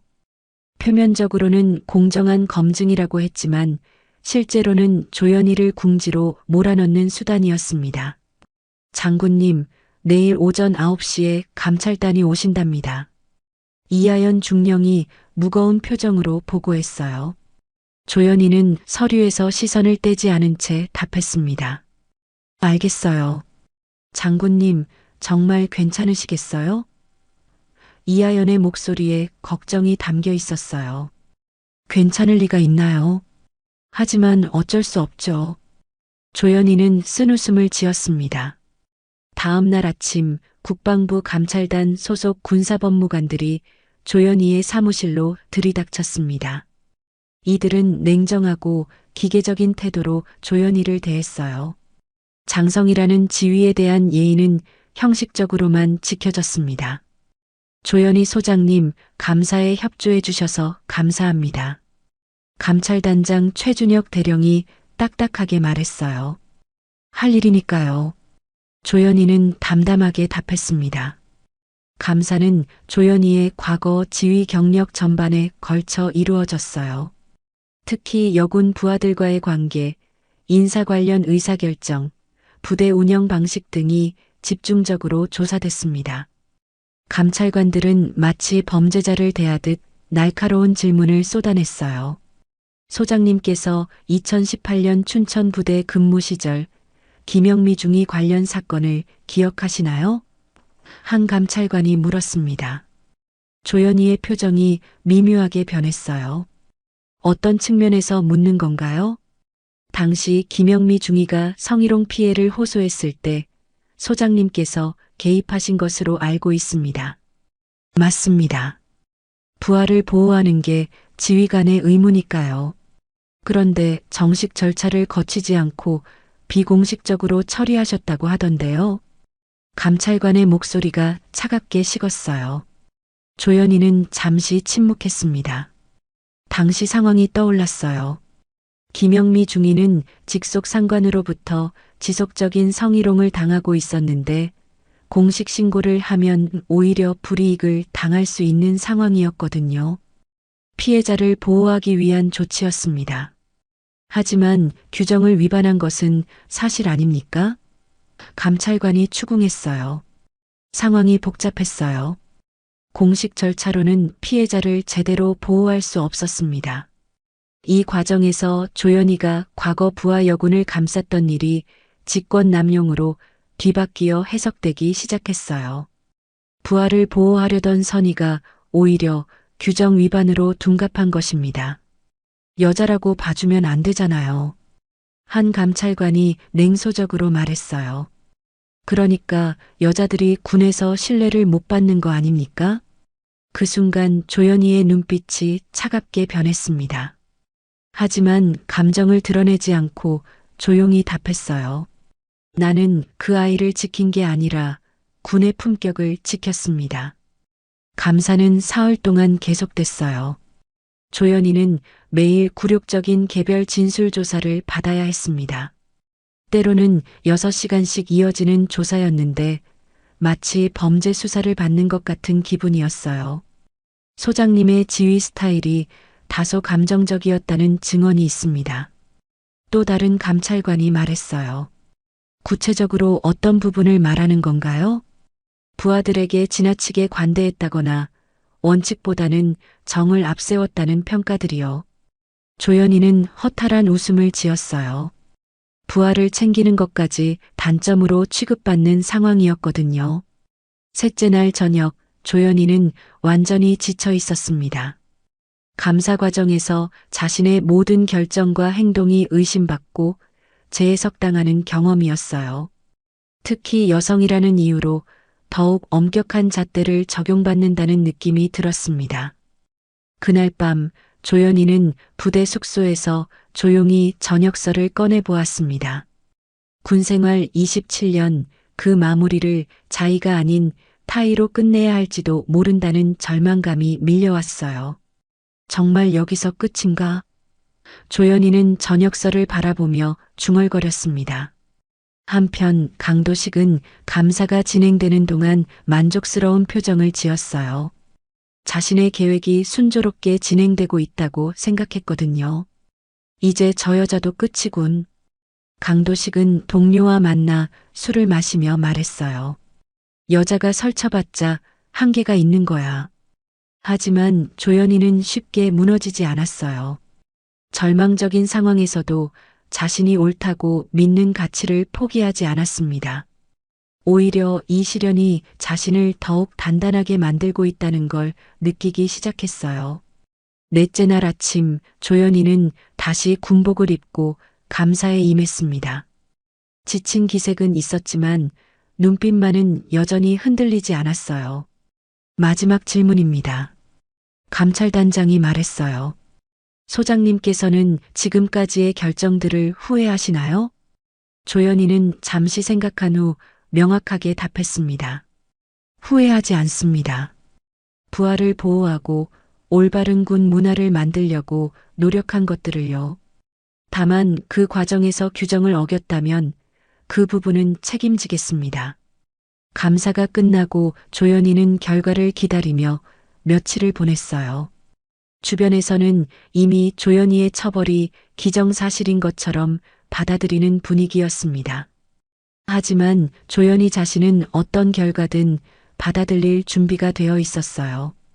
이렇게 조연희는 최대의 위기를 맞았습니다. 하지만 이 시련이 그녀를 완전히 무너뜨리지는 못할 것 같았어요. 감사가 끝난 지 일주일이 지났지만 결과는 나오지 않았습니다. 조연희는 업무 정지 상태로 대기하며 불안한 시간을 보내고 있었어요. 주변 사람들은 조연희를 피하기 시작했고 언론에서는 연일 추측성 기사를 쏟아냈습니다. 그런 어느 날 오후 조연희의 사무실 문이 조심스럽게 열렸어요. 들어온 사람은 감사를 담당했던 이하연 중령이었습니다. 장군님, 혹시 시간 되시나요? 이하연의 목소리에는 평소와 다른 떨림이 있었어요. 물론이죠. 들어와요. 조연희는 차를 따라주며 말했습니다. 이하연은 잠시 망설이더니 서류 봉투 하나를 꺼냈어요. 장군님, 이걸 보셨으면 해서요. 뭔가요? 조연희가 봉투를 받으며 물었습니다. 사실 제 개인적인 자료입니다. 감사와는 상관없는 거지만 장군님께 꼭 말씀드리고 싶어서요. 조연희는 봉투를 열어보았어요. 안에는 오래된 병원 진단서와 상담 기록, 그리고 변호사 상담 내역이 들어 있었습니다. 날짜를 보니 6년 전 것들이었어요. 이게 조연이가 서류를 보며 말끝을 흐렸습니다. 제 동생 이하정 자료입니다. 이하연의 목소리가 떨렸어요. 장군님, 혹시 기억하시나요? 6년 전 춘천 부대에서 조연이의 눈이 커졌습니다. 하정이가 당신 동생이었어요? 네. 당시 김영미라는 가명을 썼었죠. 신변 보호 때문에요. 이하연이 고개를 숙였어요. 조연이는 갑자기 모든 게 연결되는 느낌이었어요. 감사 과정에서 문제가 된 김영미 중위 사건의 당사자가 바로 이하연의 동생이었던 것입니다. 장군님께서 그때 하신 일들이 다 여기 기록되어 있어요. 이하연이 서류를 가리키며 말했습니다. 공식 절차를 밟지 않으셨다고 하지만 장군님은 제 동생을 위해 사비로 변호사를 구해주셨고 안전한 부대로 전출시켜 주셨어요. 조연이는 당시 상황을 떠올렸어요. 성희롱 피해를 당한 부하 여군을 도우려고 했던 그 일들이 지금 문제가 되고 있었죠. 더 중요한 건 이하연이 계속 말했어요. 장군님께서 그 가해자를 조용히 처리하셨다는 거예요. 공식적으로는 전보 조치였지만 실제로는 사실상의 징계였죠. 그런 걸 왜 지금에서야? 조연이가 물었습니다. 감사 과정에서 그 사건이 언급되는 걸 보고 가만히 있을 수가 없었어요. 이하연의 목소리에 감정이 실렸어요. 장군님이 규정을 어겼다고 하는데 그건 규정보다 더 중요한 걸 지키려고 하신 거였잖아요. 조연이는 서류를 다시 살펴봤어요. 그 안에는 이하정이 심리치료를 받은 기록, 그리고 현재 국방부 공보관으로 일하고 있다는 내용도 있었습니다. 하정이는 지금 어떻게 지내나요? 조연이가 물었어요.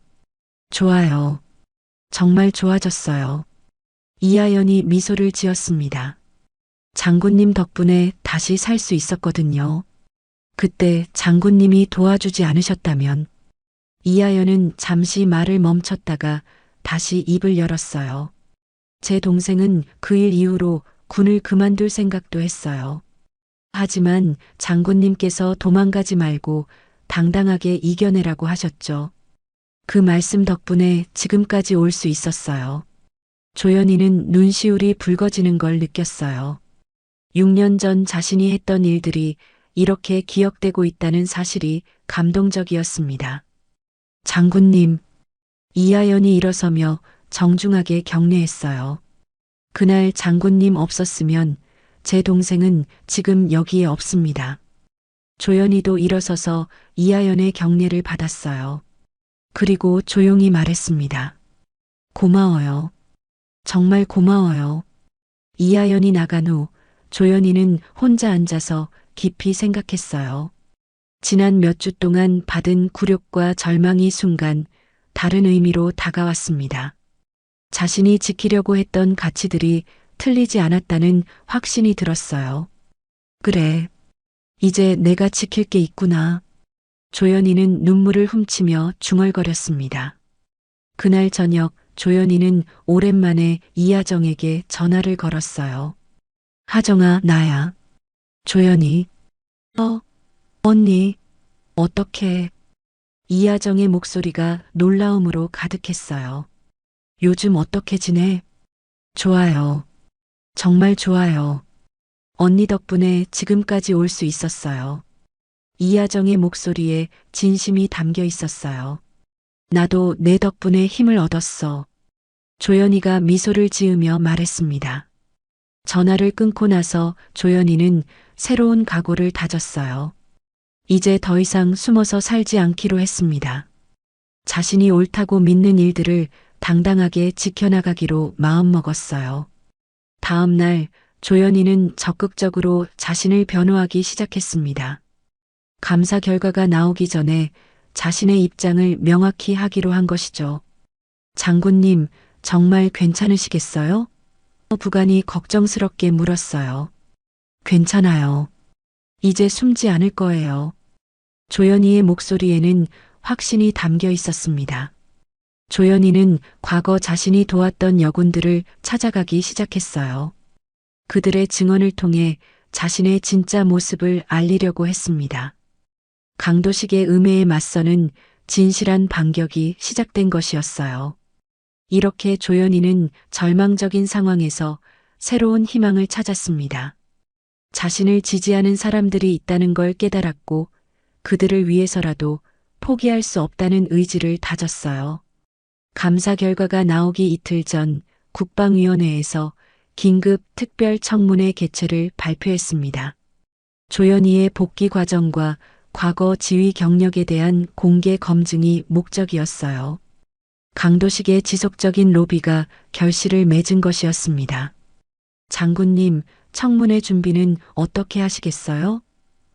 이하연이 걱정스럽게 물었어요. 준비할 게 뭐 있나요? 그냥 사실대로 말하는 거죠. 조연희는 담담하게 답했습니다. 청문회 전날 밤 조연희는 군복을 정성스럽게 다렸습니다. 장성 계급장 2개의 별을 하나하나 닦으며 마음을 가다듬었어요. 내일이 자신의 진짜 모습을 보여줄 마지막 기회라는 생각이 들었습니다. 청문회 당일 국회 국방위원회 회의실은 기자들과 방청객들로 가득했어요. 생중계도 예정되어 있어서 전국적인 관심이 집중된 상황이었습니다. 조연희는 군복을 정식으로 갖춰 입고 회의실에 들어섰어요. 어깨에 계급장 2개가 조명 아래서 선명하게 빛났습니다. 당당한 걸음걸이와 흔들리지 않는 눈빛이 인상적이었어요. 투스타 조연희 장군 입장하십니다. 사회자가 큰 목소리로 알렸습니다. 회의실 한편에는 강도식도 민간 자문위원 자격으로 앉아 있었어요. 그는 조연희를 보며 냉소적인 미소를 지었습니다. 자신의 계획이 마침내 결실을 맺는다고 생각했거든요. 장군님, 먼저 최근 논란이 된 과거 지휘 과정에서의 규정 위반 의혹에 대해 해명해 주시기 바랍니다. 국방위원장이 질문을 시작했어요. 조연희는 마이크 앞에서 침착하게 답했습니다. 의원님, 저는 규정을 어긴 적이 없습니다. 다만 규정보다 더 중요한 가치를 지키려고 노력했을 뿐입니다. 구체적으로 어떤 가치를 말씀하시는 건가요? 부하의 생명과 안전, 그리고 군의 명예입니다. 조연희의 목소리에는 확신이 담겨 있었어요. 그때 한 야당 의원이 날카롭게 질문했습니다. 하지만 장군님의 지휘 방식이 다소 감정적이었다는 증언들이 있는데요. 감정적이라는 표현이 정확한지 모르겠습니다. 조연희가 차분하게 답했어요. 저는 부하들을 가족처럼 생각하고 돌봤습니다. 그것이 잘못된 건가요? 방청석에서 웅성거림이 일었어요. 조연희의 당당한 태도에 사람들이 주목하기 시작한 것입니다. 강도식은 자신의 차례가 오기를 기다렸어요. 미리 준비한 질문들로 조연희를 궁지로 몰아넣을 생각이었거든요. 강도식 자문위원님, 질문하시겠습니까? 위원장이 말했습니다. 강도식이 일어서며 조연희를 바라봤어요. 장군님, 지난번 퇴역자 모임에서 뵀었는데 그때는 민간인이라고 하셨죠? 그때는 그런 신분이었으니까요. 조연희가 간단히 답했습니다. 그런데 갑자기 장성으로 복귀하셨네요. 혹시 개인적인 욕심이 있으셨던 건 아닌가요? 조연희는 강도식을 똑바로 바라보며 말했습니다. 국가가 필요로 해서 복귀했습니다. 개인적인 욕심과는 거리가 멀죠. 하지만 요즘 여군들의 진급이 너무 빠르다는 지적이 많은데요. 강도식이 본격적으로 공격하기 시작했어요. 특히 장성급까지 오르는 건 적절한지 의문입니다. 방청석이 다시 웅성거렸어요. 하지만 이번에는 강도식에 대한 부정적인 반응이었습니다. 조연희는 잠시 침묵하더니 천천히 입을 열었어요. 자문위원님께서 지난번에 말씀하셨죠. 여자가 계급장 달면 뭐가 달라지냐고. 강도식의 얼굴이 순간 굳었어요. 자신의 말이 공개적으로 언급될 줄 몰랐거든요. 달라지는 건 없습니다. 조연희가 계속 말했어요. 다만 계급장을 달 자격은 반드시 증명해야 하죠. 남자든 여자든. 그 순간 회의실 문이 열리며 한 무리의 사람들이 들어왔어요. 국방부 관계자들이었는데 그들이 가져온 서류가 상황을 완전히 바꿔놓았습니다. 위원장님, 긴급히 제출할 자료가 있습니다. 국방부 차관이 말했어요. 서류가 공개되자 회의실은 술렁였습니다. 그 안에는 강도식이 언론에 흘린 허위 정보들, 그리고 국방위 모 의원과의 청탁 연계 증거들이 담겨 있었어요. 이게 무슨... 강도식이 당황하며 중얼거렸습니다. 더 충격적인 건 그 다음이었어요. 조연희가 과거 도왔던 여군들의 증언서가 연이어 공개된 것입니다. 성희롱 피해자들을 보호하고 군 문화 개선을 위해 노력했던 조연희의 진짜 모습이 드러났어요. 장군님께서는 저희를 가족처럼 돌봐주셨습니다. 한 증언서의 내용이 낭독됐어요.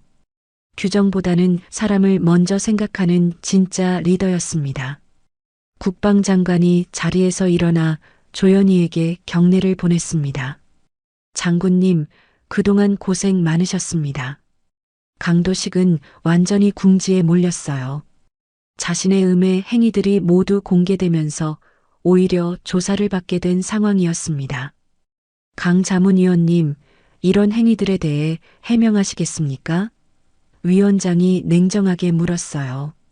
강도식은 아무 말도 할 수 없었어요. 자신이 파놓은 함정에 스스로 빠진 격이었거든요. 조연희는 마지막으로 발언했습니다. 저는 계급장 때문에 존경받으려고 하지 않습니다. 다만 이 계급장이 의미하는 책임을 다하려고 노력할 뿐입니다.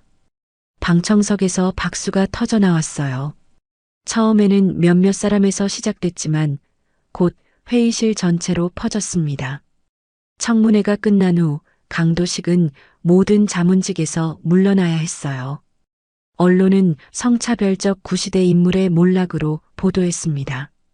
조연희는 당당하게 회의실을 나서며 생각했어요. 이제 정말 시작이구나.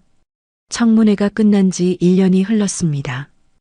2024년 가을, 조연희는 국방부 장성 인사자문위원회 고문으로 새로운 역할을 맡고 있었어요. 전역하지 않고 복권된 조연희는 이제 후배들을 위한 길을 만들어가고 있었습니다. 장군님, 오늘 심사할 인사 명단입니다. 새로 부임한 부관 김소영 소령이 서류를 건네며 말했어요. 조연희는 명단을 받아보며 미소를 지었습니다. 그 안에는 여성 장성 후보들이 다수 포함되어 있었어요. 1년 전만 해도 상상하기 어려웠던 변화였습니다. 참 많이 달라졌네요. 조연희가 중얼거렸어요. 네, 장군님 덕분입니다. 김소영이 진심으로 말했습니다. 조연희는 고개를 저었어요. 내 덕분이 아니라 시대가 변한 거죠. 나는 그저 먼저 길을 걸었을 뿐이에요. 오전 회의가 시작되자 조연희는 정장을 입고 회의실에 들어갔습니다. 더 이상 군복을 입지 않았지만 사람들은 여전히 조연희를 존경의 눈빛으로 바라봤어요. 조연희 고문님, 먼저 의견을 들어보겠습니다. 위원장이 말했습니다. 네, 이번 여성 장성 후보들을 보니 모두 뛰어난 자질을 가지고 있다고 생각합니다. 조연희가 차분하게 말했어요. 다만 한 가지 당부하고 싶은 것은 조연희는 잠시 말을 멈췄다가 이어갔습니다. 이들이 여성이라서 특별히 배려받거나 반대로 여성이라서 더 엄격하게 평가받지 않기를 바랍니다. 오직 실력과 인품으로만 판단해 주세요. 회의실 안 사람들이 고개를 끄덕였어요. 조연희의 말에는 지난 1년간의 경험과 깨달음이 담겨 있었거든요.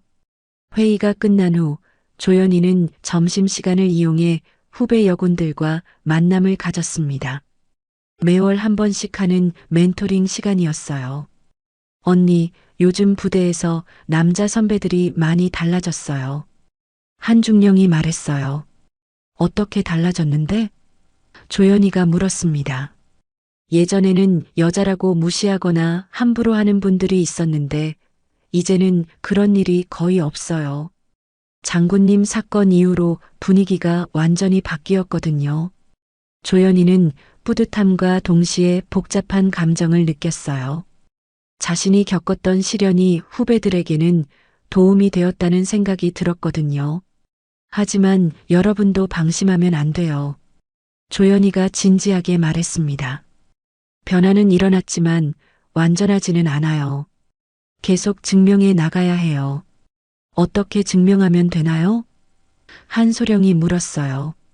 실력으로요. 그리고 인품으로. 조연이가 미소를 지으며 답했습니다. 계급장이 변화를 만들지 않아요. 계급장을 차고도 인간이 변하지 않으면 아무 소용이 없어요. 점심 모임이 끝나고 조연이는 혼자 산책을 했습니다. 국방부 주변 공원을 걸으며 지난 1년을 돌아봤어요. 강도식의 음해로 시작된 위기가 오히려 더 큰 변화의 계기가 되었다는 게 신기했습니다. 한편 강도식은 비공식 청탁 사건으로 인해 모든 공직에서 물러났어요.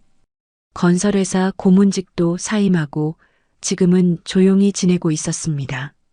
언론은 그를 성차별적 구시대 인물의 몰락으로 보도했지만 조연이는 그에 대해 원망하지 않았어요. 그 사람도 자신이 믿는 가치관대로 살았던 거겠죠. 조연이는 이하연에게 말했어요. 다만 시대가 변했다는 걸 받아들이지 못했을 뿐이에요. 저녁 무렵 조연이는 옛 부하였던 이하정과 만남을 가졌습니다. 이하정은 현재 국방부 공보관으로 일하며 군내 성평등 정책을 담당하고 있었어요. 언니, 정말 감사해요. 이하정이 진심으로 말했어요. 언니가 없었다면 지금의 제가 있을 수 없었을 거예요. 너도 잘 견뎌줘서 고마워.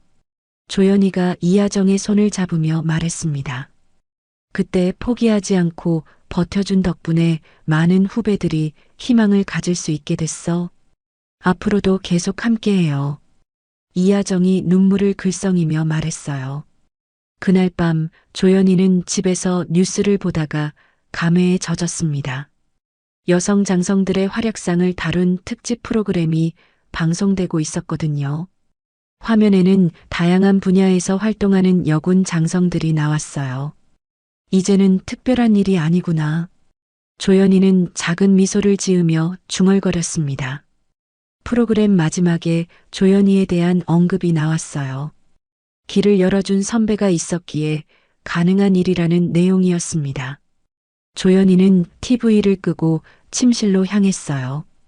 옷장에는 여전히 군복이 걸려 있었습니다. 2개의 별이 달린 그 군복을 바라보며 조연이는 생각했어요. 하지만 우리는 증명해낼 수 있어. 이 별이 무겁지 않다는 걸. 다음 날 아침 조연이는 평상시처럼 출근 준비를 했습니다. 정장을 입고 가방을 챙기며 거울을 보았어요. 거울 속 조연이의 눈빛은 1년 전보다 훨씬 평온하고 확신에 차 있었습니다. 사무실에 도착하자 김소영이 반갑게 인사했어요. 장군님, 오늘도 좋은 하루 되세요. 고마워요. 우리 모두 좋은 하루 만들어가요. 조연이가 따뜻하게 답했습니다. 책상에 앉아 업무를 시작하려는데 한 통의 편지가 도착했어요. 발신자를 보니 모르는 이름이었습니다. 편지를 열어보니 한 여고생이 보낸 것이었어요.